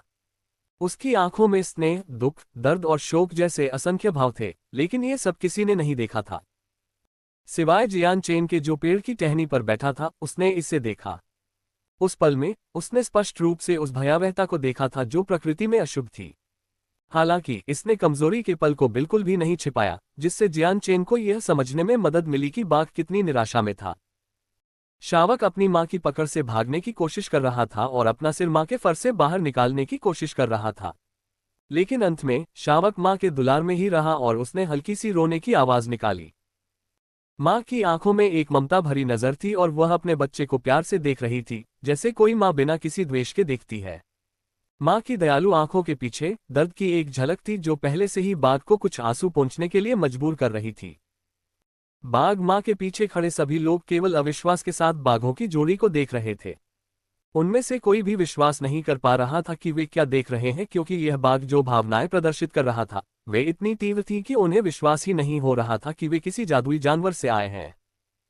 अचानक 100 आदमियों का एक समूह दौड़ता हुआ आया और एक लाइन बना ली ताकि कोई भी आगे न जा सके। फिर उनमें से एक बोला, रास्ते से हट जाओ, सब लोग रास्ते से हट जाओ। मोयुन कबीला आ गया है, हमारे लिए रास्ता बनाओ। जैसे ही सभी ने मोयुन नाम सुना, वे तुरंत चौंक गए और कबीले के लिए रास्ता बनाने के लिए तेजी से आगे बढ़े। मोयुन कबीले के पुरुषों के समूह ने काले कपड़े पहने हुए थे और बिना किसी बाधा के आगे की ओर चले। बड़े भाई देखो, ये कक्षा 6 के जादुई जानवर का बच्चा है। हे भगवान, इसके तो पंख भी हैं। मोयुन कबीले के एक सदस्य ने इसे देखकर विस्मय में कहा। ये जानकारी सुनकर उसके बगल में बैठे दूसरे अधेड़ व्यक्ति के चेहरे पर एक सुखद मुस्कान आ गई। जैसे ही उसने देखा कि बाघ ने जमीन पर ढेरों लाशें बिखेर दी हैं, वह एक बार फिर गंभीर हो गया। सावधान रहो, ये क्लास 6 जादुई जानवर बिल्कुल भी घायल नहीं है। भले ही यह जन्म देने के बाद उतना मजबूत न हो, फिर भी हम इसे हराने के लिए पर्याप्त मजबूत नहीं हैं। बड़े भाई, ये कक्षा 6 के जादुई जानवर का बच्चा है। अभी कोई भी इसे हमसे चुराने में सक्षम नहीं है, लेकिन समय के साथ अधिक से अधिक लोग आएंगे, जिससे हमारे लिए इसे अपने लिए प्राप्त करना कम संभव हो जाएगा। ये सही है एल्डर बाय, अगर हम जल्दी करेंगे तो हमें कोई विरोध नहीं होगा। ये हमारा मौका है। अगर हम इंतजार करेंगे तो उस शावक को पाना असंभव हो जाएगा। एल्डर बाय, हमारे पास 1 दर्जन पृथ्वी संत मास्टर्स और 70 महान संत मास्टर्स हैं। यह इस वर्ग 6 जादुई जानवर के खिलाफ एक अच्छा मौका प्रदान करने और शावक को पाने के लिए पर्याप्त से अधिक है। कुछ लोगों ने एल्डर बाय से धीमी आवाज में बात की, मानो वे उन्हें समझाने की कोशिश कर रहे हों। इस पर बड़े बाई ने एक पल के लिए स्थिति पर विचार किया और अंत में कहा, बड़े काय, अपने पृथ्वी संत मास्टर्स को कक्षा 6 जादुई जानवर से लड़ने के लिए ले लो। मैं जाकर शावक को वापस लाऊंगा, फिर अगर हम इसे प्राप्त करते हैं तो हम तुरंत पीछे हट जाएंगे। हाँ बड़े बाई, कुछ पृथ्वी संत मास्टर्स ने उत्साह में अपने सिर हिलाए। अगर वे कक्षा 6 के जादुई जानवर शावक को वापस ले सकते हैं तो यह उनके कबीले के लिए एक जबरदस्त वरदान होगा। उनके जवाब के बाद उन्होंने मोयुन कबीले द्वारा पृथ्वी संत मास्टर्स में से प्रत्येक को अपने संत हथियार निकालने से पहले अपनी योजनाओं के बारे में एक पल के लिए बात की। एक बैरिकेड बनाते हुए वे कक्षा 6 जादुई जानवर की ओर भागे। एल्डर बाई जहां खड़े थे वहां एकाग्रता के भाव के साथ खड़े थे, क्योंकि वह अविश्वसनीय गति से शावक की ओर उड़ने से पहले बाघ का ध्यान आकर्षित करने वाले पहले समूह की प्रतीक्षा कर रहे थे। जैसे ही मोयुन कबीले ने अपनी चाल चली, सत्ता के अन्य गुट भी शावक को पाने की होड़ में शामिल हो गए। अपने आसपास के सभी लोगों के इरादों को भांपते हुए बड़े बाई ने ठंडे स्वर में कहा, अगर कोई हमारे मोयुन कबीले के लिए इसे बर्बाद करने की कोशिश करने की हिम्मत करता है तो हम निश्चित रूप से उन्हें माफ नहीं करेंगे। क्लास 6 जादुई जानवर का बच्चा कोई ऐसी चीज नहीं है जिसे कोई भी आसानी से प्राप्त कर सकता है। सभी को ध्यान रखना चाहिए, क्या शावक को पाने की कोशिश करना और हमारा क्रोध भड़काना उचित है। जब भीड़ ने एल्डर बाई की धमकी सुनी तो कई लोग अपनी जगह पर ही रुक गए और खुद को आहें भरने लगे। अपने दिल में उन्होंने शावक के लिए मोयुन कबीले के साथ प्रतिस्पर्धा करने की कोशिश करना पहले ही छोड़ दिया था। सबसे पहले वे कबीले को नाराज नहीं कर सकते थे और दूसरी बात, जादुई जानवर शावक को प्राप्त करना कोई आसान काम नहीं था। मोयुन कबीले के पास 1 दर्जन से ज्यादा पृथ्वी संत गुरु और उससे भी ज्यादा महान संत गुरु थे। ये शक्ति का ऐसा समामेलन था जिससे कई लोग डरते थे। मोयुन कबीला किस प्रकार का है कि वे इतने घमंडी हैं? जियान चेन ने पेड़ की चोटी से बड़बड़ाया। मोयुन कबीला हमारे कोहल साम्राज्य का सबसे शक्तिशाली कबीला है। प्रभाव के मामले में ये राज्य में तीसरे स्थान पर है और बताया जाता है कि उनके रैंक में कम से कम 50 पृथ्वी संत गुरु हैं। इसके अलावा कबीले पर नजर रखने वाले 3 स्वर्ग संत गुरु भी हैं। लेनमिंग कबीले के कुलपति ने जियान चेन को यह समझाने के लिए बात की। 3 स्वर्ग संत गुरु, हाँ, यह मोयुन कबीला ऐसा नहीं है जिसे कोई छोटा कर सके। जियान चेन ने हंसते हुए अपना सिर पीछे घुमाकर घटनाओं को देखा। भाड़े के शहर में अपने समय के बाद जियान चेन का दृष्टिकोण विस्तृत हो गया था। भाड़े के शहर में कई संत राजा और कई संत शासक थे जो शहर के बुजुर्गों के रूप में काम करते थे। जियान चेन की नज़र में 3 स्वर्ग संत गुरु कुछ खास नहीं थे। ये देखकर कि जियान चेन ने मोयुन कबीले को किस तरह से कमतर आंका था, लेनमिन कबीले के मुखिया को आश्चर्य हुआ और उसने जियान चेन की पहचान का अनुमान लगाने की कोशिश की। वह 3 स्वर्ग संत गुरुओं वाले कबीले की भी परवाह नहीं करता, आखिर वह किस तरह की शक्ति रखने में सक्षम था। हो, बाघ के मुंह से ऊर्जा का विस्फोट निकलते ही एक जोरदार आदिम दहाड़ सुनाई दी। ऊर्जा का विस्फोट हवा के तेज ब्लेड की तरह था जो कई पृथ्वी संत मास्टर्स की ओर उन्हें काटने की कोशिश में फेंका गया। कई पृथ्वी संत गुरुओं के पास हवा के झोंके पर प्रतिक्रिया करने का पर्याप्त समय नहीं था और उन्हें तुरंत छाती में भाला घुसा दिया गया। दर्द से कराहते हुए वे बिना किसी आवाज या किसी और हरकत के जमीन पर गिर पड़े। विकास में अचानक हुए इस परिवर्तन के कारण एल्डर बाई, जो शावक का पीछा कर रहे थे, वहीं रुक गए और उन्होंने डर के मारे गिरे हुए कई पृथ्वी संत मास्टर्स को देखा। एल्डर काइक, बेंटले, जेगर, क्या आप सब ठीक हैं? बहुत देर तक एल्डर बाई को कोई प्रतिक्रिया नहीं सुनाई दी। ऐसा इसलिए था क्योंकि एक भी पृथ्वी संत मास्टर जमीन से वापस नहीं आया था। बुजुर्ग बाई का चेहरा तुरंत पीला पड़ गया और उन्होंने भयभीत होकर अपना सिर 3 मीटर लंबे बाघ की ओर घुमाया। नहीं, ऐसा नहीं हो सकता, बुजुर्ग ने बड़बड़ाते हुए कहा। उसने कभी नहीं सोचा था कि एक अकेला बाघ, भले ही वह क्लास 6 का जादुई जानवर ही क्यों न हो, एक साथ 1 दर्जन पृथ्वी संत मास्टर्स को मार सकता है। शायद महान संत मास्टर्स को, लेकिन किसी उच्चतर को नहीं। जिस पेड़ की शाखा पर वह बैठा था उससे छलांग लगाते हुए जियान चेन ने कुछ निराशा के साथ सफेद बाघ को देखा। तो यह एक श्रेणी 6 का जादुई जानवर है, आखिर इसे कमजोर कैसे माना जा सकता है? अध्याय 356, कक्षा 7, जादुई जानवर। सफेद बाघ की एक ही जोरदार दहाड़ ने 1 दर्जन पृथ्वी संत मास्टर्स को मार डाला था, जिससे मोयुन कबीले के बड़े बाए और यहां तक कि जियान चेन भी हैरान रह गए थे। अन्य सैकड़ों दर्शकों ने बाघ के प्रति बढ़ती हुई डरावनी नजर से ये सब देखा था। हे भगवान, ये बाघ बहुत भयानक है। 1 सेकंड में इसने 1 दर्जन पृथ्वी संत मास्टर्स को मार डाला। क्या एक वर्ग 6 जादुई जानवर भी ऐसा कर सकता है? क्लास 5 मैजिकल बीस्ट और क्लास 6 मैजिकल बीस्ट के बीच बहुत बड़ा अंतर है जिसे मनुष्य द्वारा मापा नहीं जा सकता। जब तक कि वह हेवन सेंट मास्टर या उससे ऊपर का न हो, कोई भी स्वस्थ क्लास 6 मैजिकल बीस्ट के खिलाफ जाने की उम्मीद नहीं कर सकता। असंभव, जबकि क्लास 5 और क्लास 6 जादुई जानवर वास्तव में बहुत दूर हैं, अंतर इतना बड़ा नहीं हो सकता। ये बिना किसी संदेह के क्लास 6 जादुई जानवर होना चाहिए, अन्यथा एक साधारण दहाड़ कई पृथ्वी संत मास्टर्स को इतनी जल्दी मारने में सक्षम नहीं होगी। ये सही है, ये जादुई जानवर ज्यादा से ज्यादा क्लास 6 का जादुई जानवर होना चाहिए। इतने सारे अर्थ सेंट मास्टर्स को इतनी जल्दी मारना संभव नहीं है, खासकर अगर वे जादुई जानवर का ध्यान भटकाने के लिए एक साथ काम कर रहे हों। लड़ाई देख रहे लोग आपस में बात करते हुए हैरान रह गए। हर कोई घबराया हुआ खड़ा था और मृत पृथ्वी संत मास्टर्स और फिर बाघ को देख रहा था। वे सभी महान संत मास्टर्स थे। पृथ्वी संत मास्टर्स का क्षेत्र कुछ ऐसा था जहां वे पहुंचने की उम्मीद नहीं कर सकते थे। लेकिन फिर भी एक पृथ्वी संत मास्टर सफेद बाघ की नजर में एक कमजोर इकाई से ज्यादा कुछ नहीं था, इसलिए उनके लिए उस पर हमला करने की कोई उम्मीद नहीं थी। ये सोचना कि मेरे सामने एक शीर्ष श्रेणी 6 जादुई जानवर है, हे भगवान, यह एक ऐसी इकाई है जिससे केवल शीर्ष स्वर्ग संत मास्टर ही लड़ने की उम्मीद कर सकता है, एक भाड़े का सैनिक बोला। सफेद बाघ की ताकत ने सभी को भयभीत कर दिया था। हालांकि इससे पहले भी वह 100 लोगों को मार चुका था, लेकिन वे सभी पृथ्वी संत मास्टर नहीं थे। इस अचानक और बड़ी घटना ने सभी महान संत मास्टर्स को शावक को पकड़ने की अपनी सभी योजनाओं को त्यागने पर मजबूर कर दिया था और कई ने तो पीछे हटने का भी फैसला किया था। सफेद बाघ की ताकत वाकई बहुत भयानक थी। सिर्फ एक स्वर्ग संत गुरु ही इस जानवर से बराबरी का मुकाबला कर सकता था।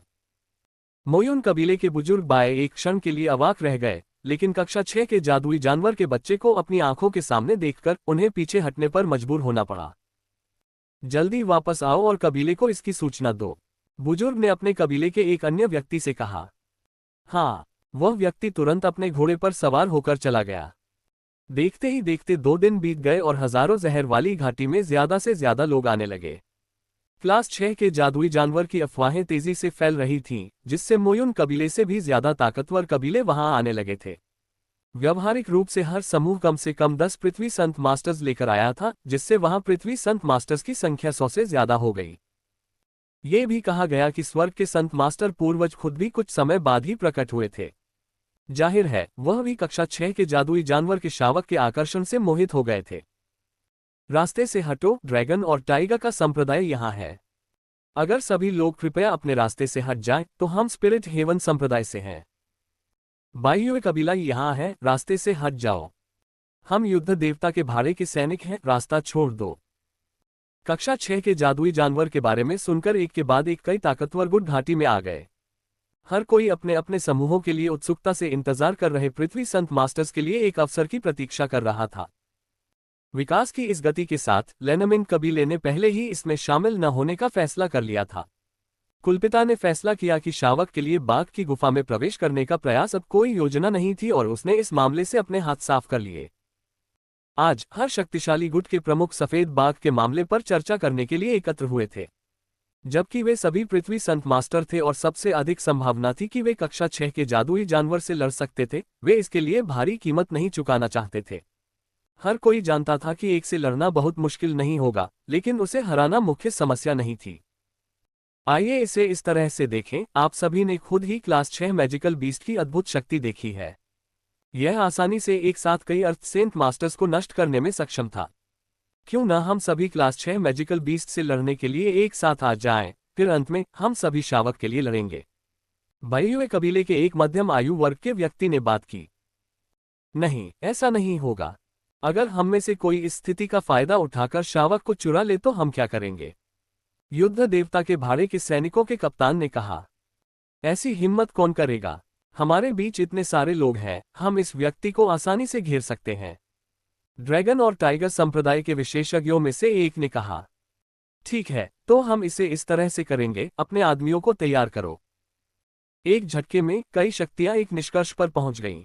एकमात्र समूह जो खुश नहीं था, वह था मोयुन कबीला, क्योंकि उनके स्वर्ग संत मास्टर पूर्वज अभी तक यहां नहीं थे। अगर वे केवल उसके आने तक कुछ समय के लिए देरी कर सकते थे, तो वे बिना किसी के खिलाफ जाने की उम्मीद किए शावक को छीन सकते थे। दुर्भाग्यवश हर व्यक्ति को इस बात का पता था, इसलिए उन्होंने बिना किसी हिचकिचाहट के अपने लोगों को तुरंत संगठित कर लिया। जियान चेन ने ऊपर पेड़ की टहनी से समूह को देखा था। चूंकि लेनमिन कबीले को डर था कि कहीं गलती से कोई परेशानी न हो जाए, इसलिए वे सब पीछे हट गए। विशेषज्ञों की इस भीड़ में एक भी कबीला ऐसा नहीं था जिसे वे धमका सकें। समूह ने पहले ही अपने 50 पृथ्वी संत मास्टरों को आदेश दे दिया था कि वे सफेद बाघ के चारों ओर एक घेरा बनाएं और फिर अंतिम क्षण में तैयार होने पर हमला करें। बाघ अपनी आंखें बंद करके जहां पहले था, वहीं सुस्ती से लेटा रहा, मानो उसे अपने आसपास हो रही स्थिति की कोई परवाह न हो। हालांकि जियान चेन सफेद बाघ को अच्छी तरह से समझता था। जबकि बाघ ऐसा लग रहा था कि वह बिल्कुल भी कमजोर नहीं था और बिना किसी डर के आराम कर रहा था, जियान चेन को संदेह था कि बाघ खड़ा नहीं हो सकता। पिछले 2 दिनों में बाघ बिल्कुल भी नहीं हिला था, मानो उसकी ऊर्जा खत्म हो गई हो। अगर बाघ में वाकई लड़ने की ताकत होती, तो वह अपने शावक के खिलाफ कार्रवाई करने की हिम्मत करने वाले हर इंसान को मार देता, लेकिन उसने ऐसा कुछ भी नहीं किया। यह सबसे संदिग्ध बात थी क्योंकि इस तरह का काम एक जादुई जानवर की प्रवृत्ति के बिल्कुल विपरीत था। मानव, मेरे बच्चे की मदद करो। इस समय एक कमजोर आवाज जियान चेन के कानों में घुस गई। इस अचानक हुई आवाज ने जियान चेन को पेड़ की शाखा से नीचे गिरने से पहले कांपते हुए उछलने पर मजबूर कर दिया। अपने चारों ओर सतर्कता से देखने पर जियान चेन को अपने आसपास कोई नहीं दिखा। जियान चेन का दिल तेजी से धड़क रहा था क्योंकि वह जमीन पर गिर रहा था। उसे अपने आसपास कुछ भी महसूस नहीं हुआ था, इसलिए जब उसने अपने कान के पास किसी की आवाज सुनी तो वह अपनी बुद्धि से परे चौंक गया। मानव, मैं तुमसे विनती करता हूं कि मेरे बच्चे को बचा लो। उसी समय वही आवाज जियान चेन के कानों के पर्दों में सुनाई दी। आवाज में एक विनती भरी लेकिन कमजोर आवाज थी, जैसे कि उसमें कोई ऊर्जा न हो। एक पल के लिए कांपते हुए जियान चेन ने जल्दी से झटके को नजरअंदाज कर खुद को शांत किया। फिर उसे एहसास हुआ कि आवाज आगे से आ रही थी। इससे भी अधिक अविश्वसनीय बात यह थी कि यह आवाज बाग से आ रही थी। आप कौन हैं? जियान चेन के होंठ मुश्किल से खुले थे, लेकिन उसे यकीन था कि आवाज का मालिक उसे सुन पाएगा। मुझे रमगिनीज कहा जाता है, जादुई जानवर जो तुम्हारे सामने है, कमजोर आवाज बोली। आवाज से जियान चेन को एक स्त्री स्वर का पता चला, लेकिन फिर भी यह बहुत कमजोर था। यह सुनकर जियान चेन अंदर तक चौंक गया। उसने कभी नहीं सोचा होगा कि जो आवाज वह सुन रहा था वह किसी जादुई जानवर की थी। ऐसा लग रहा था मानो जादुई जानवर और इंसान में कोई फर्क ही नहीं था, लेकिन जियान चेन को नहीं पता था कि वह कैसे समझ सकता है। अचानक उसके दिमाग में एक विचार कौंधा और जियान चेन का चेहरा स्तब्ध हो गया। क्या तुम क्लास 7 के जादुई जानवर हो सकते हो और क्लास 6 के जादुई जानवर नहीं? कारगत अकादमी में जियान चेन ने जादुई जानवरों के बारे में कई किताबें पढ़ी थीं। वह जानता था कि कक्षा 7 के जादुई जानवर मानव रूप में बदल सकते हैं और बिना किसी भेदभाव के मानव भाषा बोल सकते हैं। आप मनुष्यों ने हमें जिस श्रेणी में रखा है उसके अनुसार मैं वास्तव में एक श्रेणी 7 का जादुई जानवर हूं। बाघ की कमजोर आवाज एक बार फिर गूंजी, जैसे कि वह जियान चेन को कुछ निजी बात फुसफुसा रहा हो ताकि केवल वे दोनों ही सुन सकें। क्लास 7 जादुई जानवर, यह मानव क्षेत्र में एक संत शासक के बराबर है। जियान चेन सदमे में था क्योंकि उसका दिल अराजकता में था। वह बस विश्वास नहीं कर सकता था कि यह बाघ जो 2 दिनों से उसके पीछे गुफा को अवरुद्ध कर रहा था, वास्तव में एक क्लास 7 जादुई जानवर था। अगर यह खबर फैल जाती कि यह 7वीं श्रेणी का जादुई जानवर है तो सभी भाग खड़े होते। ऐसे बाघ के सामने शावक को चुराने की हिम्मत कौन कर सकता है? मानव, मैं आपसे विनती करता हूं, मेरे बच्चे की मदद करें। बाघ की आवाज एक बार फिर भीख मांगने वाले लहजे में सुनाई दी। अपने सदमे पर काबू पाते हुए जियान चेन ने अपने चेहरे पर मुस्कुराहट ला दी और खुद से जोर से सोचा, तुम कक्षा 7 के जादुई जानवर असंभव चीज मांग रहे हो। मैं तो बस एक साधारण पृथ्वी संत गुरु हूं, मैं तुम्हारी क्या मदद कर सकता हूं? यहां इतने सारे लोग हैं, तुम उनमें से किसी से भी पूछ सकते हो। मानव, यहां सभी में से मैं केवल तुम पर ही भरोसा कर सकता हूं।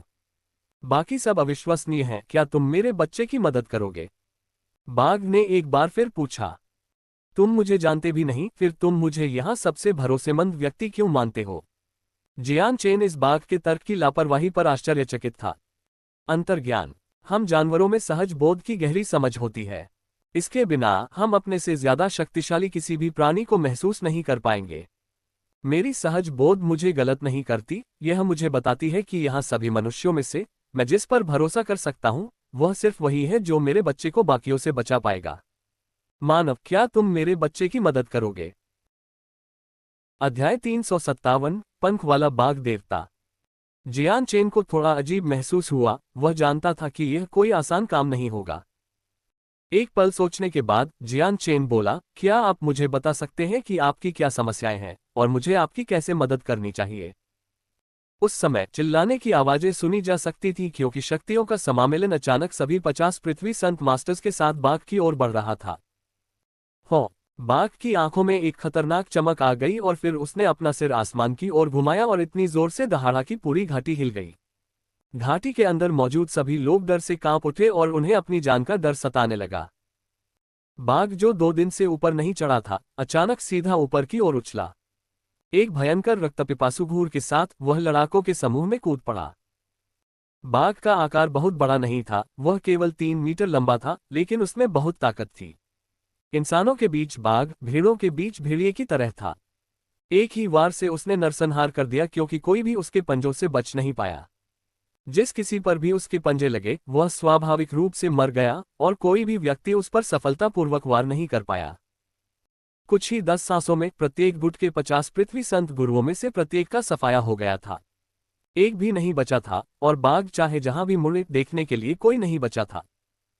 सभी 50 पृथ्वी संत गुरुओं को मारने के बाद बाघ ने गुटों के नेताओं को खतरनाक तरीके से घूरा, जिससे सभी लोग डर के मारे पीछे हट गए। बाकी को मारने के लिए आगे बढ़ने के बजाय बाघ धीरे धीरे गुफा की ओर मुड़ गया, लेकिन उसकी आंखों में कमजोरी अधिक स्पष्ट होती गई। धीरे धीरे जमीन पर लेटते हुए बाघ ने अपना सिर जमीन पर टिका दिया और पुनः अपनी आंखें बंद कर लीं। सभी शक्तिशाली नेताओं ने समान रूप से सफेद चेहरे वाले सफेद बाघ को देखा। बहुत देर तक कुछ भी कहने में असमर्थ वे बस सदमे में खड़े रहे। यह एक जादुई जानवर है जो शीर्ष श्रेणी 6 जादुई जानवर से भी कहीं अधिक शक्तिशाली है। अंत में नेताओं में से एक ने पूरी तरह से सदमे में कांपती आवाज में बात की। हम इसके सामने कुछ नहीं कर सकते, हमें क्या करना चाहिए?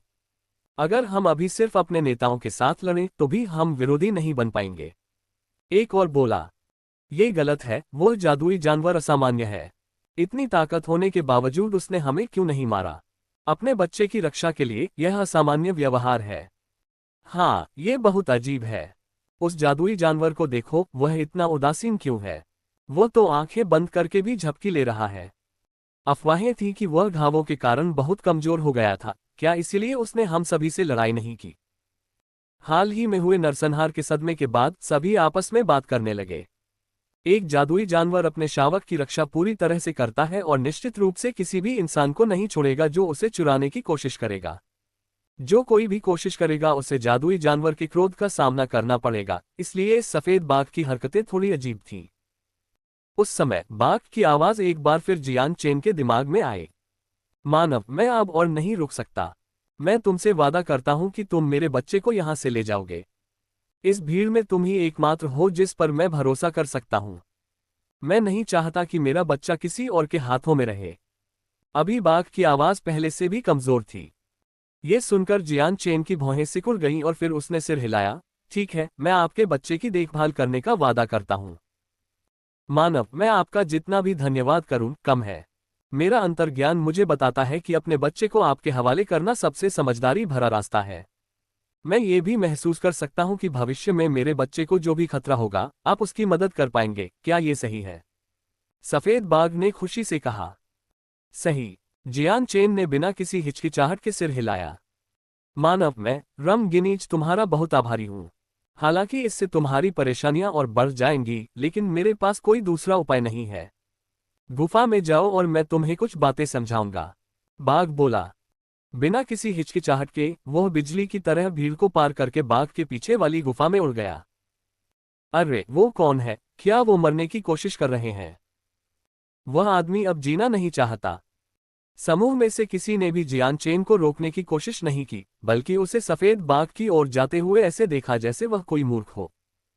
हालांकि सभी को यह देखकर बहुत आश्चर्य हुआ कि जियान चेन बिना किसी परेशानी के गुफा में घुसने में कामयाब हो गया और फिर अचानक गायब हो गया। गुफा के सामने मौजूद सफेद बाघ ने जियान चेन की बिल्कुल भी परवाह नहीं की थी, मानो उसे उसकी कोई जानकारी ही न हो। क्या बाघ सो गया है या कुछ और? बहुत से लोग बेचैनी से इधर उधर भागने लगे क्योंकि वे ईर्ष्या से सोच रहे थे कि जियान चेन कितनी आसानी से अंदर घुसने में कामयाब हो गया। वास्तव में अधिकांश लोग उसके नक्शे कदम पर चलने के लिए ललचा रहे थे। तभी 2 आकृतियां भीड़ से बाहर निकलीं और जियान चेन की गति के बराबर की गति से बाघ के पीछे गुफा की ओर उड़ गईं। ये सब गुफा के अंदर मौजूद बाघ के बच्चे की खातिर था। अचानक सफेद बाघ जो अब तक स्थिर था ने अपने पंजे फड़फड़ाते हुए एक भयंकर दहाड़ लगाई। एक पल में दोनों आकृतियां हवा में आधी कट गईं और खून और लहूलुहान होकर जमीन पर गिर गईं। दोनों ही पृथ्वी के संत गुरु थे, लेकिन उन्हें भी आसानी से मार दिया गया। साथ ही इसने जियान चेन का पीछा करने के बारे में किसी के भी मन में मौजूद किसी भी धारणा को भी खत्म कर दिया। दोनों को मारने के बाद सफेद बाघ ने बाकी लोगों को खतरनाक नजरों से घूरा और फिर धीरे धीरे अंधेरी गुफा में घुस गया और आंखों से ओझल हो गया। बाघ की हरकतों ने सभी को हैरान कर दिया कि आखिर बाघ ने गुफा में घुसने वाले पहले व्यक्ति को क्यों नहीं छोड़ा। गुफा के अंदर एक रात का मोती ऊपर लटका हुआ था, जो गुफा को कुछ रोशनी से रोशन कर रहा था। गुफा के चारों ओर अंधेरा छाया था और एक गुफा के कोने में छोटा बाघ शावक सो रहा था। यह नजारा काफी प्यारा था, लेकिन उसकी पीठ पर लगे पंख उसे सामान्य से अलग बना रहे थे। सफेद बाघ धीरे धीरे गुफा में चला गया और बाघ शावक को प्यार से देखने लगा। फिर जियान चेन की चकित आंखों के सामने उसका पूरा शरीर एक अधेड़ उम्र की महिला का आकार ले लिया। वह महिला 2 मीटर लंबी थी, जो जियान चेन से 1 सिर अधिक थी। यहां तक कि उसका शरीर भी किन शियाओ के बराबर था। जियान चेन ने इस बाघ जैसी दिखने वाली महिला को अचंभित होकर देखा। हालांकि वह जानता था कि क्लास 7 का जादुई जानवर इंसान में बदल सकता है, फिर भी उसने पहली बार ऐसा देखा था। ये काफी रहस्यमय था, लगभग इतना रहस्यमय कि कोई भी इस पर विश्वास नहीं कर सकता था। अगर उसने अपने पिछले जन्म में ये दृश्य देखा होता तो वह इस महिला को दुष्ट आत्मा कहता। एक दुष्ट आत्मा जो खेती कर सकती थी और एक बाघिन थी। जब जियान चेन इस दुनिया में आया तो उसे पता था कि यह उस दुनिया से बहुत अलग है जिसमें वह रहता था। यहाँ एक व्यक्ति का औसत जीवन काल लगभग 200 वर्ष था, एक पृथ्वी संत गुरु 500 वर्ष तक जीवित रह सकता था और एक स्वर्ग संत गुरु 1000 वर्ष तक जीवित रह सकता था। अपनी पुरानी दुनिया में दुनिया के शीर्ष पर खड़े विशेषज्ञ भी केवल 100 वर्ष तक ही जीवित रह सकते थे। डुगो क्यूबाई स्वयं एकमात्र ऐसा प्राणी था जो 200 वर्ष तक जीवित रह सका था। नई बदली हुई महिला ने शावक को प्यार से गले लगाया और फिर जियान चेन की ओर देखने लगी। मानव, मेरे बच्चे की देखभाल करने के लिए मैं तुम्हारा शुक्रिया अदा करती हूँ। तुम्हारी दयालुता ऐसी चीज है जिसका मैं रमगेनीज कभी बदला नहीं चुका पाऊंगी। यानी क्या तुम मुझे बताओगे कि तुम किस मुसीबत में फंस गए? मैं देख सकता हूं कि तुम बहुत कमजोर हो। क्या तुम अपने जीवन के अंतिम चरण में हो? जियान चेन को समझ नहीं आ रहा था कि क्या पूछे। उसे अभी भी यह विश्वास करना मुश्किल हो रहा था कि यह माँ जैसी महिला वास्तव में पहले वाली क्रूर सफेद बाघिन थी। दुख भरी सांस लेकर वह स्त्री बोली, मानव, मैं तुमसे कुछ नहीं छिपाऊंगी। मुझे सब कुछ विस्तार से बताने दो। मैं केवल यही आशा कर सकती हूँ कि तुम सुनने के बाद मेरे बच्चे को नहीं छोड़ोगे। आपको चिंता करने की जरूरत नहीं है। मैं, जियान चेन, एक बार वचन देने के बाद उससे पीछे नहीं हटता। मैं उन लोगों में से नहीं हूं जो अपना वचन तोड़ते हैं। जियान चेन ने वचन दिया। महिला की आंखें चमक उठी जब उसने जियान चेन को देखा। उसकी आंखों में कमजोरी अभी भी देखी जा सकती थी। मुझे तुम पर विश्वास है। मेरा अंतर्ज्ञान मुझे बताता है कि तुम धोखेबाज इंसान नहीं हो। महिला एक पल के लिए चुप हो गई, जैसे कि उसे दर्दनाक यादें याद आ रही हो। क्रॉस माउंटेन पर एक जादुई जानवर कबीला रहता है जो उच्च श्रेणी के जादुई जानवरों के साथ पूरे पहाड़ पर राज करता है। इस कबीले को गिलिगन कबीला कहा जाता था।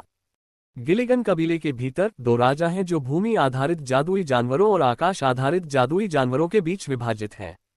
बाघ आधारित जादुई जानवरों और रॉक आधारित जादुई जानवरों को गिलिगन कबीले के भीतर राजसी माना जाता है।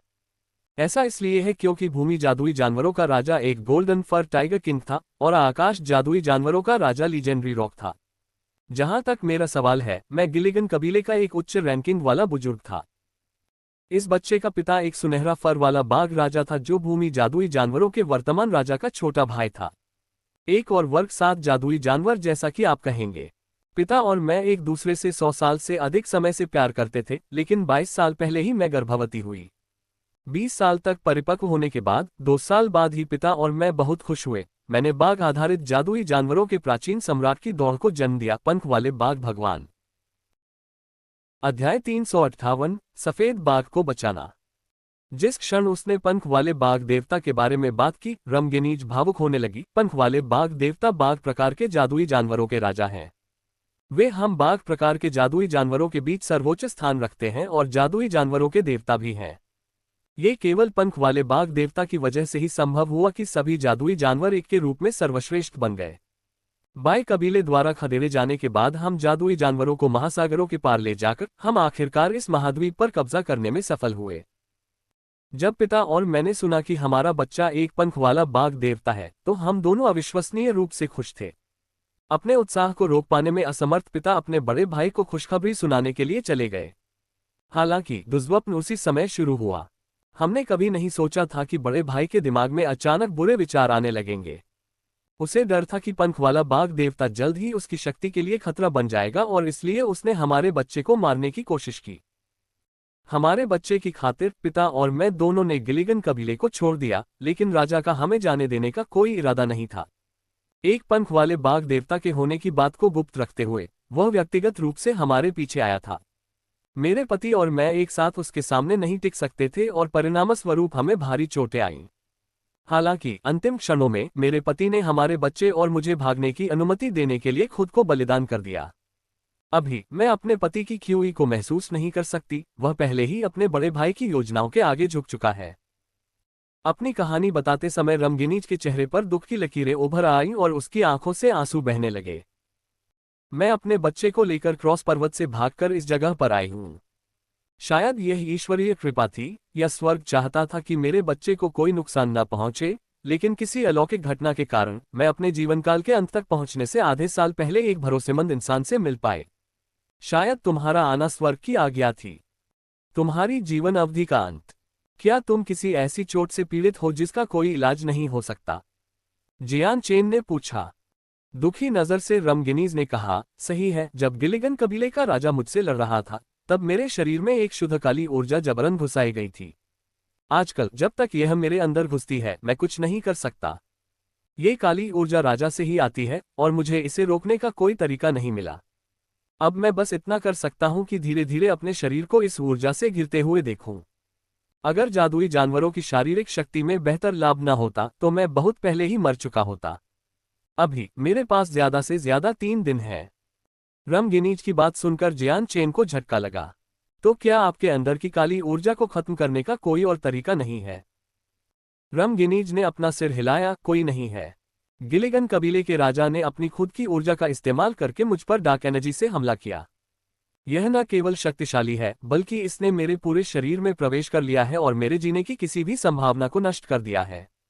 भले ही डार्क एनर्जी को शुद्ध कर दिया गया हो, लेकिन मेरी मौजूदा चोटों के कारण मैं ज्यादा समय तक जीवित नहीं रह पाऊंगा। तो फिर अगर कोई रेडिएंट सेंट मास्टर होता तो क्या वह तुम्हें ठीक होने में मदद करता? जियान चेन ने रमगिनीज को एकाग्र दृष्टि से देखा। एक बार फिर अपना सिर हल्के से हिलाते हुए रमगिनीज बोली, ये डार्क एनर्जी ऐसी चीज नहीं है जिसे कोई सामान्य रेडिएंट सेंट मास्टर शुद्ध कर सके। अगर कोई मौका होता तो 7वें दर्जे के रेडिएंट सेंट मास्टर की जरूरत होती, लेकिन वे फीनिक्स के पंखों की तरह दुर्लभ हैं और मैं अपने बचे हुए समय में उन्हें आसानी से नहीं पा सकती। अगर मैं उन्हें पा भी लूं तो वे मुझे इतनी आसानी से ठीक नहीं कर पाएंगे। तुम गिलिगन कबीले और तुम इंसानों के बीच के रिश्ते को नहीं समझते। उनके पास मेरी मदद करने का कोई रास्ता नहीं होगा। क्यों ना मैं ये देखने की कोशिश करूं कि क्या मैं मदद कर सकता हूं? जियान चेन ने रमगिनीज से गंभीरता से कहा। इसका कोई फायदा नहीं है इंसान, तुम सिर्फ अपनी ऊर्जा बर्बाद कर रहे हो। मेरा यहाँ ज्यादा दिन नहीं है, बेहतर होगा कि तुम मेरे बच्चे को लेकर यहाँ से चले जाओ। मैं अपनी आखिरी ऊर्जा का इस्तेमाल तुम्हें किसी से दूर रखने और इस इलाके से भागते समय तुम्हारी सुरक्षा सुनिश्चित करने में करूंगी। रमगिनीज ने इस दुनिया को छोड़ने की तैयारी के साथ शांति से बात की। ऐसा कहते हुए उसने दूर से एकाग्र नजर से देखा, पति तुम ज्यादा दिन अकेले नहीं रहोगे, मैं जल्द ही आऊंगी। चलो हम अगली दुनिया से अपने बच्चे की देखभाल करते हैं साथ में। रमगिनीज की अभिव्यक्ति ने जियान चेन को भी कुछ शिकायत महसूस कराई, लेकिन उसने कुछ नहीं कहा। धीरे धीरे अपनी आंखें बंद करके उसने दुनिया में रेडिएंट सेंट फोर्स को नियंत्रित करना शुरू कर दिया। हालांकि वह जानता था कि वह रमगिनीज की चोटों को ठीक नहीं कर सकता, लेकिन वह कम से कम एक कोशिश तो कर ही सकता था। जियान चेन के हाथों के बीच में दूधिया सफेद रोशनी की चमक बनती हुई देखी जा सकती थी। समय के साथ ये जल्दी ही एक सौम्य लेकिन तेज रोशनी के साथ और भी ज्यादा चमकदार होने लगी, जो देखने में सुकून देने वाली थी। इस प्रकाश की गेंद से निकलने वाली रोशनी की किरणें किसी को भी खुश कर सकती थीं। रमगिनीज चौंक गई क्योंकि उसका दुखी चेहरा दबा हुआ था। जियान चेन को घूरते हुए वह हैरानी से बोली, आप एक रेडिएंट सेंट मास्टर हैं? बस कैसे? रमगिनीज इस दृश्य को देखकर पूरी तरह से चकित थी। जियान चेन जानता था कि रमगिनीज के अंदर की काली ऊर्जा बहुत ज्यादा मजबूत थी, इसलिए उसने रेडिएंट सेंट फोर्स को संघनित करने की कोशिश में कोई कसर नहीं छोड़ी। इस वजह से वह रमगिनीज की कही गई बातों को साफ साफ सुन नहीं पाया। एक पल में रेडिएंट सेंट फोर्स जियान चेन की क्षमता से अधिक पहुंच गई थी। अपनी बाहें फैलाते हुए रेडिएंट सेंट फोर्स की गेंद धीरे धीरे रमगिनीज की ओर तैरने लगी और फिर उससे निकल गई। रमगिनीज को तुरंत झटका लगा जब रेडिएंट सेंट फोर्स ने उसके शरीर के अंदर अपना रास्ता बना लिया। लेकिन एक पल के बाद उसने एक आह के साथ अपना सिर हिलाया, नहीं, आपकी रेडिएंट सेंट फोर्स बहुत कमजोर है। यह मेरे शरीर के अंदर बची हुई डार्क एनर्जी को शुद्ध करने के लिए पर्याप्त नहीं है।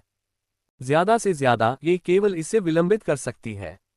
आंखों में चमक के साथ जियान चेन ने पूछा, ये कब तक रुकेगा? रमगिनीज कुछ देर के लिए चुप हो गई और अंत में कहने से पहले अनुमान लगाने की कोशिश की, radiant saint force dark energy की दुश्मन की तरह है।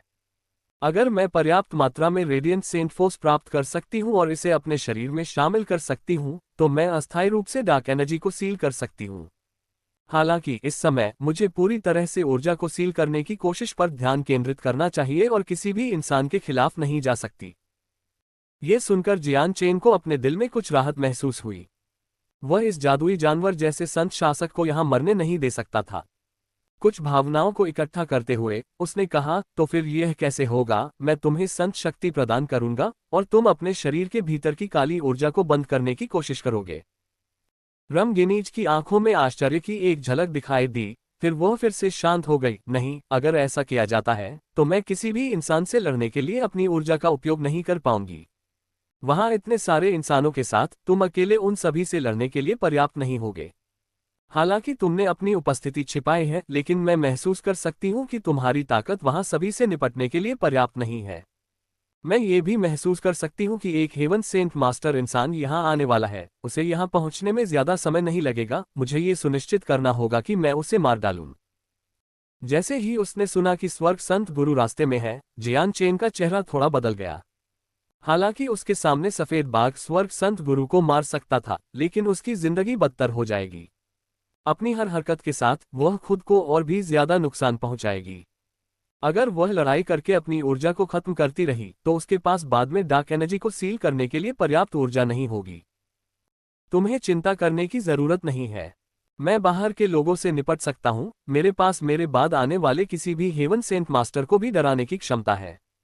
अभी तुम्हें अपने शरीर के भीतर की काली ऊर्जा को सील करने के लिए मेरी रेडियंट सेंट फोर्स का इस्तेमाल करना चाहिए। जियान चेन ने रमगिनीज के लिए और भी अधिक रेडियंट सेंट फोर्स बनाने से पहले दृढ़ता से कहा, मानव, तुम मेरी इतनी मदद क्यों कर रहे हो? मैंने अपना बच्चा तुम्हें सौंप दिया है और कोई इच्छा नहीं है। अभी तो मैं सिर्फ अपने पति के पास परलोक जाना चाहती हूँ, वहां वे अकेले हैं। रमगिनीज की आंखों में आंसू थे क्योंकि उसके गले से एक हल्की कर्कश ध्वनि सुनाई दे रही थी। तुम एक माँ हो, इसका मतलब है कि तुम्हें अपने बच्चे की जिम्मेदारी खुद लेनी चाहिए। क्या ऐसा हो सकता है कि तुम चाहती हो कि तुम्हारा बच्चा बिना माँ या पिता के बड़ा हो? क्या तुम नहीं जानती कि इससे तुम्हारे बच्चे को कितना दर्द होगा? यह ऐसी चीज है जिसे किसी भी तरह से ठीक नहीं किया जा सकता।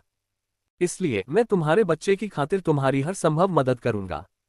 या तुम अपने पति का बदला नहीं लेना चाहती? क्या ऐसा हो सकता है कि तुम्हारे पति को उसके बड़े भाई द्वारा बेरहमी से मार दिए जाने के बाद भी तुम इसे चुपचाप सहने के अलावा कुछ नहीं करोगी? या तुम बदला लेने की अपनी सारी उम्मीदें अपने बच्चे पर ही डाल दोगी? तुम माँ हो या नहीं, तुम अपने बच्चे के बारे में नहीं सोच रही हो। जियान चेन ने जोश से कहा। जब तक वह अपनी बात खत्म करने के करीब पहुंचा तब तक वह पहले ही थोड़ा गुर्राने लगा था। वह नहीं चाहता था कि रमगिनीज मर जाए। ऐसा इसलिए था क्योंकि उसकी कहानी सुनने के बाद जियान चेन की भावनाएं इतनी प्रभावित हुई थी कि वह उससे सहानुभूति रखने लगा था। जियान चेन के जीवित बचने का एक और कारण ये था कि वह वास्तव में नहीं चाहता था कि एक ऐसा प्राणी मरे जो एक संत शासक की बराबरी कर सके। रमगिनीज जियान चेन की बात सुनकर चुप हो गई। हल्की सी चीख के साथ ही रमगिनीज का यही मरने का इरादा उसके शब्दों से डगमगा गया था।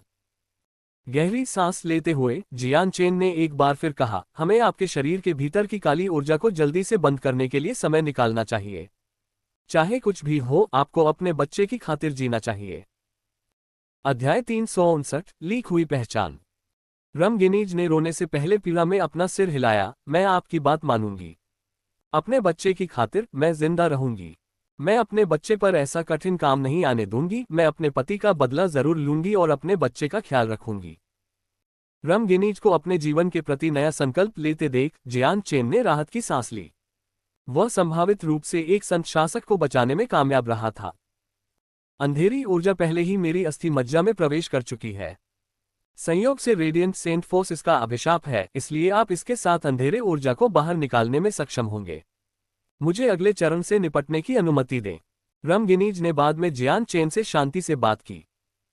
इसके बाद रमगिनीज और जियान चेन ने उसके शरीर के भीतर की डार्क एनर्जी को बंद करने के लिए रेडियंट सेंट फोर्स का इस्तेमाल करने की कोशिश में 2 घंटे बिताए। उसी समय रेडियंट सेंट फोर्स कभी कभी कोई प्रगति करने में विफल हो जाती थी क्योंकि radiant saint force dark energy के खिलाफ प्रभावी थी, फिर भी ये बहुत कमजोर थी। हालांकि कुछ समय बाद ही रमगिनीज ने क्लास 7 मैजिकल बीस्ट के रूप में लड़ने की अपनी क्षमता खो दी क्योंकि अब वह अपने अंदर की ऊर्जा का इस्तेमाल नहीं कर सकती थी। उसे केवल अपनी शारीरिक शक्ति का उपयोग करके लड़ना होगा, लेकिन ये पहले की तुलना में बहुत कम होगा। 1 घंटे बाद जियान चेन ने रमगिनीज के शरीर पर लगी कुछ चोटों को ठीक करने में सफलता प्राप्त कर ली तथा फिर रमगिनीज को यहां से ले जाने की तैयारी करने लगा। मानव, मैं अब अपने बच्चे की रक्षा के लिए अपनी ताकत का उपयोग नहीं कर सकती। इसके बजाय तुम्हें उसे ले जाना चाहिए। रमगिनीज की आंखों में आंसू आ गए, वह अभी अपने बच्चे से अलग होने के लिए अनिच्छुक थी। जियान चेन ने अभी भी सो रहे शावक को देखा और गंभीरता से सिर हिलाया। आपको चिंता करने की जरूरत नहीं है। मैं आपके बच्चे के लिए अपना सर्वश्रेष्ठ प्रयास करूंगा और जब मैं 7वीं श्रेणी के दीप्तिमान संत मास्टर स्तर तक पहुंच जाऊंगा तो मैं आपके भीतर की काली ऊर्जा को दूर कर दूंगा। भावुक होकर रमगिनीज ने जियान चेन की ओर देखा। मानव, मैं समझ सकता हूं कि तुम जो कहते हो उसका मतलब भी वही है। तुम सच में इस माँ और बच्चे की परवाह करते हो। तुम्हारी ये दयालुता ऐसी चीज है जिसे मैं कभी नहीं भूल पाऊंगा। एक और बात, चूंकि मेरा बच्चा एक पंख वाला बाघ देवता है, इसलिए उसकी वृद्धि दर धीमी होगी। मूल्यवान संसाधनों को निगलने से उसकी वृद्धि तेज हो जाएगी और जब वह बड़ा हो जाएगा तो उसके पास उन्हें खुद खोजने की क्षमता होगी। कई अन्य महत्वपूर्ण बातें समझाने के बाद रमगिनीज ने जियान चेन को ये याद दिलाना सुनिश्चित किया कि उसके बच्चे के पंख वाले बाघ देवता होने की खबर उजागर नहीं की जानी चाहिए। जियान चेन ने उसे दी गई हर एक बात को ध्यान से याद करते हुए कहा, मुझे पता है कि क्या करना है, लेकिन हमें अब यहाँ से चले जाना चाहिए। हम जितनी देर यहाँ बेकार बैठे रहेंगे उतनी ही अधिक परेशानियां होंगी। जियान चेन ने बिना समय गंवाए बाघ को अपने बाएं हाथ में पकड़ लिया और उसके शरीर पर कपड़ों की एक गठरी ढंक दी। फिर एक छलांग लगाकर वह भागने की कोशिश में बाहर की ओर उड़ गया। उसके पास कक्षा 6 का बच्चा है, उसे भागने मत दो। दुर्भाग्य से वहां एक तेज नजर वाला व्यक्ति था जिसने तुरंत अनुमान लगा लिया था कि कपड़े का बंडल क्या है। एक पल में सभी लोग हरकत में आ गए। शेष 50 पृथ्वी संत गुरु जियान चेन का रास्ता रोकने के लिए आगे बढ़े। जियान चेन की आंखों में एक भयंकर हत्या का इरादा दिखाई दिया क्योंकि उसने तुरंत अपने हाथ में लाइट विंड स्वॉर्ड को मूर्त रूप दिया, जिसमें तलवार पर नीले और बैंगनी रंग की चमक थी। केवल तलवार की चमक और जियान चेन की त्रुटिहीन गति को देखकर 3 पृथ्वी संत मास्टर्स जो उसे रोक रहे थे एक पल में नीचे गिर गए। आसपास के लोग पहले से ही कक्षा 6 के बच्चे के बहकावे में आ चुके थे। उनमें से हर कोई केवल जियान चेन के उभरे हुए बैग को ही देख सकता था। हालांकि वे नहीं देख पा रहे थे कि अंदर क्या है, लेकिन इस समय ऐसा करना जरूरी नहीं था। जियान चेन सफेद बाघ द्वारा बिना किसी बाधा के गुफा में प्रवेश करने में सक्षम था। फिर सफेद बाघ बिना किसी लड़ाई की आवाज के लंबे समय तक गुफा में चला गया था। इससे सभी को विश्वास हो गया कि सफेद बाघ और जियान चेन के बीच किसी तरह का रिश्ता होना चाहिए। जब उन्होंने जियान चेन को गुफा से बाहर निकलते देखा तो यह समझने के लिए किसी प्रतिभा की जरूरत नहीं थी कि जियान चेन अपने साथ कक्षा 6 के शावक को ले जा रहा था। जियान चेन द्वारा 3 पृथ्वी संत मास्टरों को तुरंत मार गिराने से कोई भी भयभीत नहीं हुआ था। पृथ्वी संत मास्टरों के शेष समूह ने पहले से ही उसे रोकने और अपने संत हथियारों के साथ उसके चारों ओर घेरा बनाने का संकल्प लिया था। अपनी तलवार से हमलों को रोकते हुए जियान चेन की आंखें और भी ज्यादा भयंकर हो गईं क्योंकि प्रकाश की नीली और बैंगनी चमक भी तीव्रता में बढ़ गई।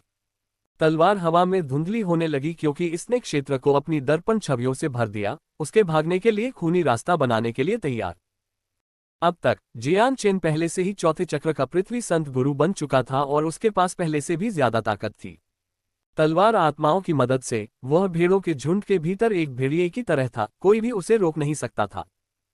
शावक उसके साथ है, हमें उसे रोकना होगा वरना शावक भाग जाएगा। सभी महान संत गुरु पीछे हटे। पृथ्वी संत गुरु उसके चारों ओर एक घेरा बना लें। भले ही वह एक असुर हो, हमें उसे भागने नहीं देना चाहिए।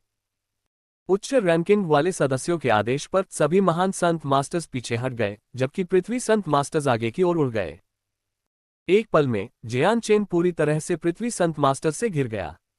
उनमें से लगभग 10 ऐसे थे जो जियान चेन का रास्ता रोक रहे थे। मेरे रास्ते में खड़े हो जाओ और मर जाओ, जियान चेन ने आगे बढ़ते हुए जोर से चिल्लाया।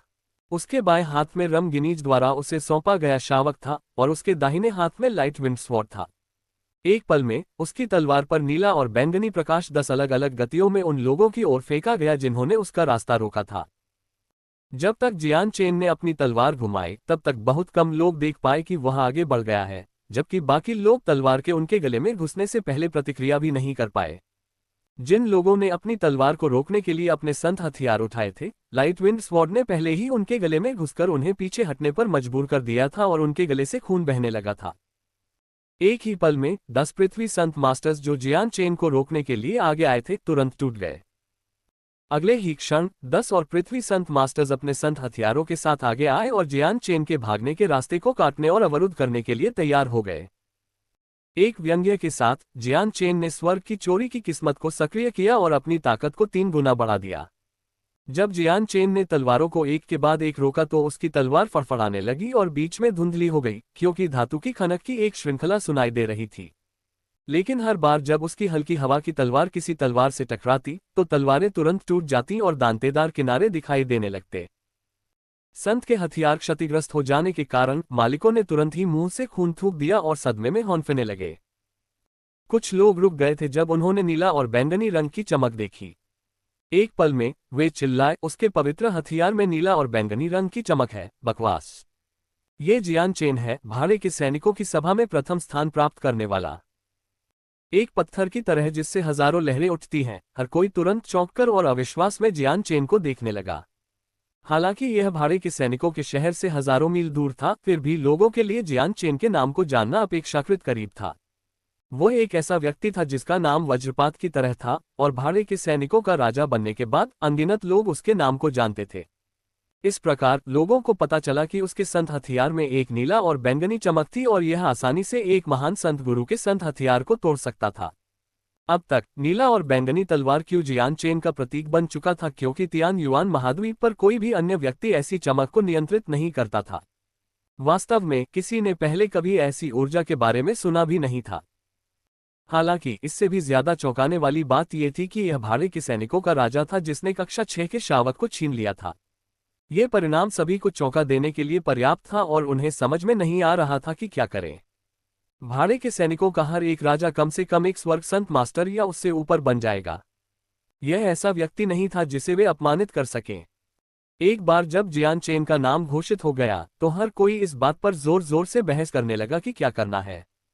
एक पल में हजार जहर घाटी में लगभग हर कोई जान गया कि भाड़े के सैनिकों का राजा जियान चेन यहाँ था। जियान चेन की आंखें सिकुड़ गईं जब उसने अपनी पहचान दुनिया के सामने घोषित होते हुए सुनी। ऐसा कोई तरीका नहीं था जिससे जीडे कबीले और मर्सिनरी सिटी में शिव परिवार को इस बारे में पता न चले।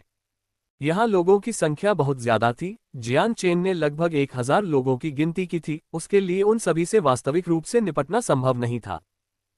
बिना किसी हिचकिचाहट के जियान चेन आगे की ओर उड़ गया, जबकि हर कोई भागने की कोशिश में स्तब्ध था। जल्दी करो, उसके पीछे जाओ। इससे कोई फर्क नहीं पड़ता कि वह कौन है, लेकिन शावक उसके पास है। कमांडरों में से एक ने आवाज लगाई, उसे रोको, उसे भागने मत दो। हमारे पास बहुत सारे लोग हैं, हमें उस क्लास 6 शावक को लेना ही होगा। क्लास 6 शावक ऐसी चीज थी जिसे हर कोई बेताब तरीके से चाहता था, इसलिए प्रमुख शक्तियों ने जियान चेन की पहचान को नजरअंदाज करने का फैसला किया था। ये क्लास 6 शावक इतना कीमती था कि उसे छोड़ना मुश्किल था। पृथ्वी संत मास्टर्स ने निराशा में अपने होंठ काटने से पहले एक पल के लिए हिचकिचाहट की और उसके पीछे भागे। वे सभी जानते थे कि जियान चेन मजबूत था और उसका दुश्मन नहीं बनना चाहता था, लेकिन उनके पास आदेश का पालन करने के अलावा कोई विकल्प नहीं था। कुछ समय तक भागने के बाद जियान चेन ने अपनी गति बढ़ाने के लिए भ्रमकारी फ्लैश का उपयोग किया ताकि उसके पीछा करने वाले केवल जियान चेन को दूर से दूर बढ़ते हुए देख सकें। शक्तियों के प्रमुख असहाय होकर केवल देख सकते थे क्योंकि उन्होंने कुछ लोगों को सावधानीपूर्वक गुफा में प्रवेश करवाया था। दुर्भाग्य से गुफा खाली थी। वहां कोई कक्षा 6 का शावक या मां भी नहीं थी। अध्याय 360 एक स्वर्गीय संत मास्टर से लड़ाई। हजार घाटी के भीतर जियान चेन ने भ्रमकारी फ्लैश का उपयोग किया था ताकि वह पूर्व निर्धारित स्थान पर आ सके जहां उसने और रमगिनीज ने बात की थी। उसके पहुंचने के कुछ समय बाद ही एक सफेद आकृति उस क्षेत्र में ऐसी गति से कूद पड़ी जो भ्रमकारी फ्लैश से थोड़ी ही धीमी थी। कुछ ही क्षणों में सफेद आकृति जियान चेन की आंखों के सामने रुक गई और फिर सफेद बाघ रमगिनीज में बदल गई। रमगिनीज ने जियान चेन को अपने बच्चे को पकड़े हुए पहले की तरह ही अनिच्छुक नजर से देखा। एक और आह भरते हुए उसने कहा, तुम्हारी ताकत अभी भी मुझे हैरान करती है। वहां बहुत से लोगों के होते हुए भी कोई भी व्यक्ति तुम्हें रोक नहीं पाया। मैंने दूसरे इंसानों से सुना है कि तुम्हारा नाम जियान चेन है ना? मेरा नाम वास्तव में जियान चेन है, जियान चेन ने उत्तर दिया। तो मैं तुम्हें यहां से जियान चेन कहूंगी। जियान चेन, मैं अब लड़ने के लिए अपनी आंतरिक ऊर्जा का उपयोग नहीं कर सकती और मुझे अपनी शारीरिक शक्ति पर निर्भर रहना होगा। मैं तुम्हारी मदद भी नहीं कर सकती क्योंकि अगर मैंने बहुत ज्यादा उपद्रव किया तो गिलिगन कबीले के लोग मुझे जरूर ढूंढ लेंगे। अगले कुछ दिनों में मुझे छिपना पड़ेगा, इसलिए मुझे तुमसे एक बार फिर अपने बच्चे की देखभाल करने के लिए विनती करनी होगी। रमगिनीज ने इस बार एक इंसानी आवाज में बात की, लेकिन उसके असली बाघ के रूप की वजह से आवाज न तो पुरुष की लग रही थी और न ही महिला की। जियान चेन ने गंभीरता से अपना सिर हिलाया। शांत रहो, मैं निश्चित रूप से तुम्हारे बच्चे की देखभाल करूंगा। तब तक प्रतीक्षा करो जब तक मेरे पास तुम्हारी अंधेरी ऊर्जा को ठीक करने की क्षमता न आ जाए। फिर जियान चेन के मन में एक और विचार आया, मैं बाद में कैसे आकर तुम्हें ढूंढूं। बाघ के बालों का एक गुच्छा निकालकर उसने उस पर थोड़ा खून टपकाया, जिससे वह पूरी तरह लाल हो गया। इसे जियान चेन को सौंपते हुए उसने कहा, अगर तुम मुझे ढूंढना चाहते हो तो मेरे बच्चे से इस पर अपना खून टपकवाओ, ये तुम्हें मेरे पास ले जाएगा। जियान चेन ने सावधानी से फर का टुकड़ा अपने हाथों में ले लिया। जियान चेन, तुम जो चीजें छिपाने के लिए इस्तेमाल करते हो वे तुम्हें स्वर्ग के संत गुरु से बचा सकती हैं, लेकिन संत शासक क्षेत्र या कक्षा 7 के जादुई जानवरों के लिए यह कोई फायदेमंद नहीं होगा। तुम्हें सावधान रहना चाहिए, बाघ बोला। ये सुनकर जियान चेन ने एक कड़वी मुस्कान के साथ अपना चेहरा छूने के लिए हाथ बढ़ाया। उसका भेष एकदम सही था और उसने उसे कहीं भी आसानी से यात्रा करने की अनुमति दी थी। उसने कभी नहीं सोचा था कि संत शासक इसे पूरी तरह से अनदेखा कर पाएंगे। अपने बच्चे की ओर अंतिम बार देखने और जियान चेन से कुछ शब्द कहने के बाद रमगिनीज गायब हो गई। वो वो जियान चेन ने जिस शावक को पकड़ा हुआ था उसने अचानक अपनी आंखें खोली और जोर से रोने लगा। ये पता लगाने में असमर्थ कि यह मां के उसे छोड़ने के दर्द के कारण था या अलविदा के कारण, शावक ने संघर्ष करना शुरू कर दिया और अपनी शक्ति पर खड़े होने की कोशिश की। जियान चेन ने शावक के सिर को धीरे से सहलाया, मानो वह उसे सुरक्षा प्रदान करना चाहता हो, तथा उसके चेहरे पर दयालु भाव था। जियान चेन को अब यहां रहने की कोई इच्छा नहीं थी। घाटी अब उसके लिए सुरक्षित नहीं थी, इसलिए उसके लिए एकमात्र विकल्प जल्दी से जल्दी इस क्षेत्र को छोड़ना था।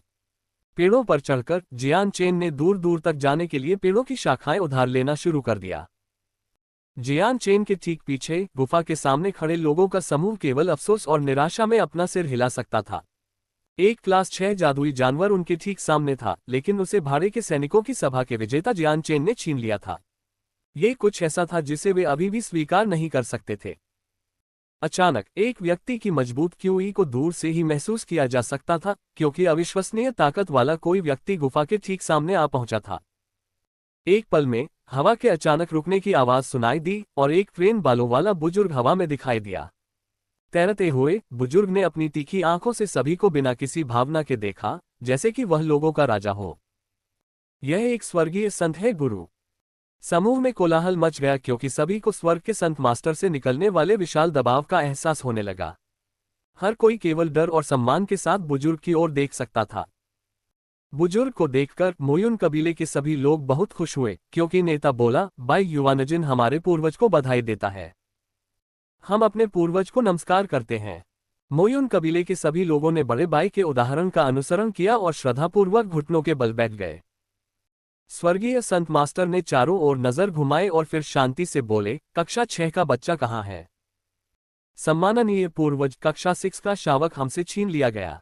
एल्डर बाई ने स्वर्ग संत मास्टर विशेषज्ञ की ओर चिंता के साथ कहा, जो उनके ठीक सामने तैर रहा था। यह सुनकर बुजुर्ग की आंखों में चमक आ गई। क्या तुम जानते हो कि इसे किस गुट ने ले लिया? पूर्वज, जिसने कक्षा 6 के शावक को ले लिया वह भाड़े के सैनिकों का राजा जियान चेन है। उसकी ताकत इतनी ज्यादा थी कि हम में से कोई भी उसे रोक नहीं सकता था। एल्डर बाई ने कहा। जियान चेन, तो यह वही था। मोयुन कबीले के पूर्वज ने झिझक में अपनी भौहें सिकुड़ी। इससे पहले कि एक खतरनाक चमक दिखाई दी, जियान चेन किस तरफ गया? उस तरफ। एल्डर बाई ने उस दिशा में इशारा किया। अभी वह केवल यही उम्मीद कर सकता था कि उसके पूर्वज जियान चेन को पकड़ लेंगे और कक्षा 6 के शावक को अपने कबीले के लिए ले लेंगे। पूर्वज तुरंत उस दिशा में उड़ गया जो उसे बताई गई थी और जल्दी ही नजरों से ओझल हो गया।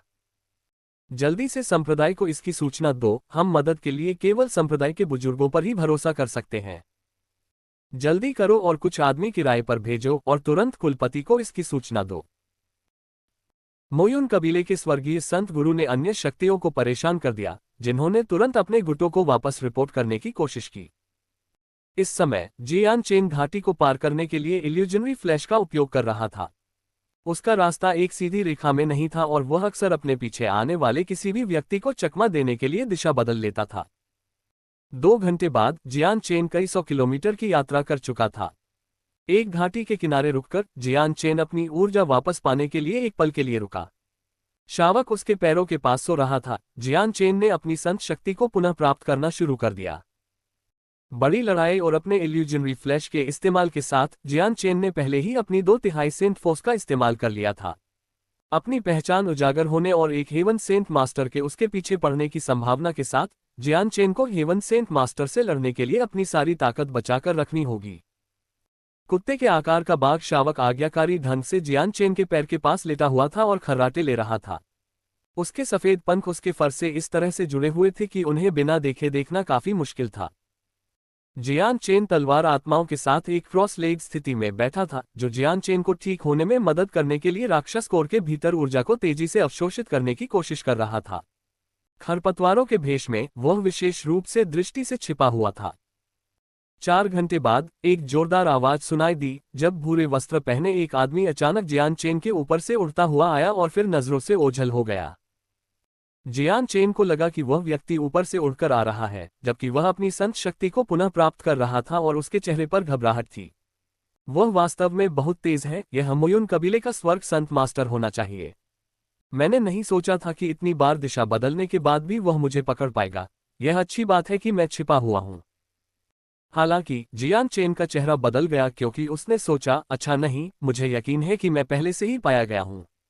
जियान चेन तुरंत खरपतवार से बाहर निकल आया और उसे और बाघ शावक को दूर ले जाने के लिए इल्यूजनरी फ्लैश का इस्तेमाल किया। वह राक्षस कोर से ऊर्जा का उपयोग करके ठीक हो रहा था जब स्वर्ग संत मास्टर प्रकट हुआ। इतनी कम दूरी के साथ इस तरह के उच्च स्तर के विशेषज्ञ के लिए राक्षस कोर से आने वाली ऊर्जा की तरंगों को मिस करना कोई रास्ता नहीं था। निश्चित रूप से जैसे ही जियान चेन चला गया, स्वर्ग संत मास्टर ने अचानक पलटकर देखा कि जियान चेन भाग रहा है। नई ऊर्जा के साथ स्वर्ग संत मास्टर ने उसका पीछा किया। इल्यूजनरी फ्लैश का उपयोग करते हुए जियान चेन 1000 जहर वाली घाटी से तेजी से यात्रा कर रहा था। चूंकि इलाका जटिल था और जमीन असमान थी, इसलिए इल्यूजनरी फ्लैश की असली शक्ति प्रकट नहीं हो सकी और वह तेजी से आगे बढ़ रहे हेवन सेंट मास्टर को पीछे नहीं हटा सका। स्वर्ग संत मास्टर को करीब आते देख जियान चेन की आंखों में एक भयंकर भाव आ गया और वह अचानक रुक गया। अपने बाएं हाथ में अभी भी सो रहे बाघ शावक को पकड़े हुए वह स्वर्ग संत मास्टर की ओर झपटा और अपने दाहिने हाथ में अपनी हल्की पवन तलवार निकाली, जिस पर नीला और बैंगनी चमक चमक रही थी। इन 4 घंटों में जियान चेन ने अपनी संत शक्ति का लगभग 80% वापस पा लिया था। अब जब वह बच नहीं सकता था, तो बेहतर था कि वह अपनी पूरी ताकत लड़ाई में झोंक दे। साथ ही उसने पहले कभी किसी स्वर्ग संत मास्टर के खिलाफ लड़ाई नहीं लड़ी थी, इसलिए वह इस मौके का इस्तेमाल ये परखने के लिए कर सकता था कि वह किसी के खिलाफ कितनी देर तक टिक सकता है। स्वर्ग संत गुरु जियान चेन से लगभग 30 मीटर दूर थे और उसके ऊपर तैर रहे थे। जियान चेन को घूरते हुए उन्होंने अपने बाएं हाथ में बाघ के बच्चे को देखा और थोड़े प्रसन्न भाव से बोले, जियान चेन, मैं तुमसे दुश्मनी नहीं करना चाहता।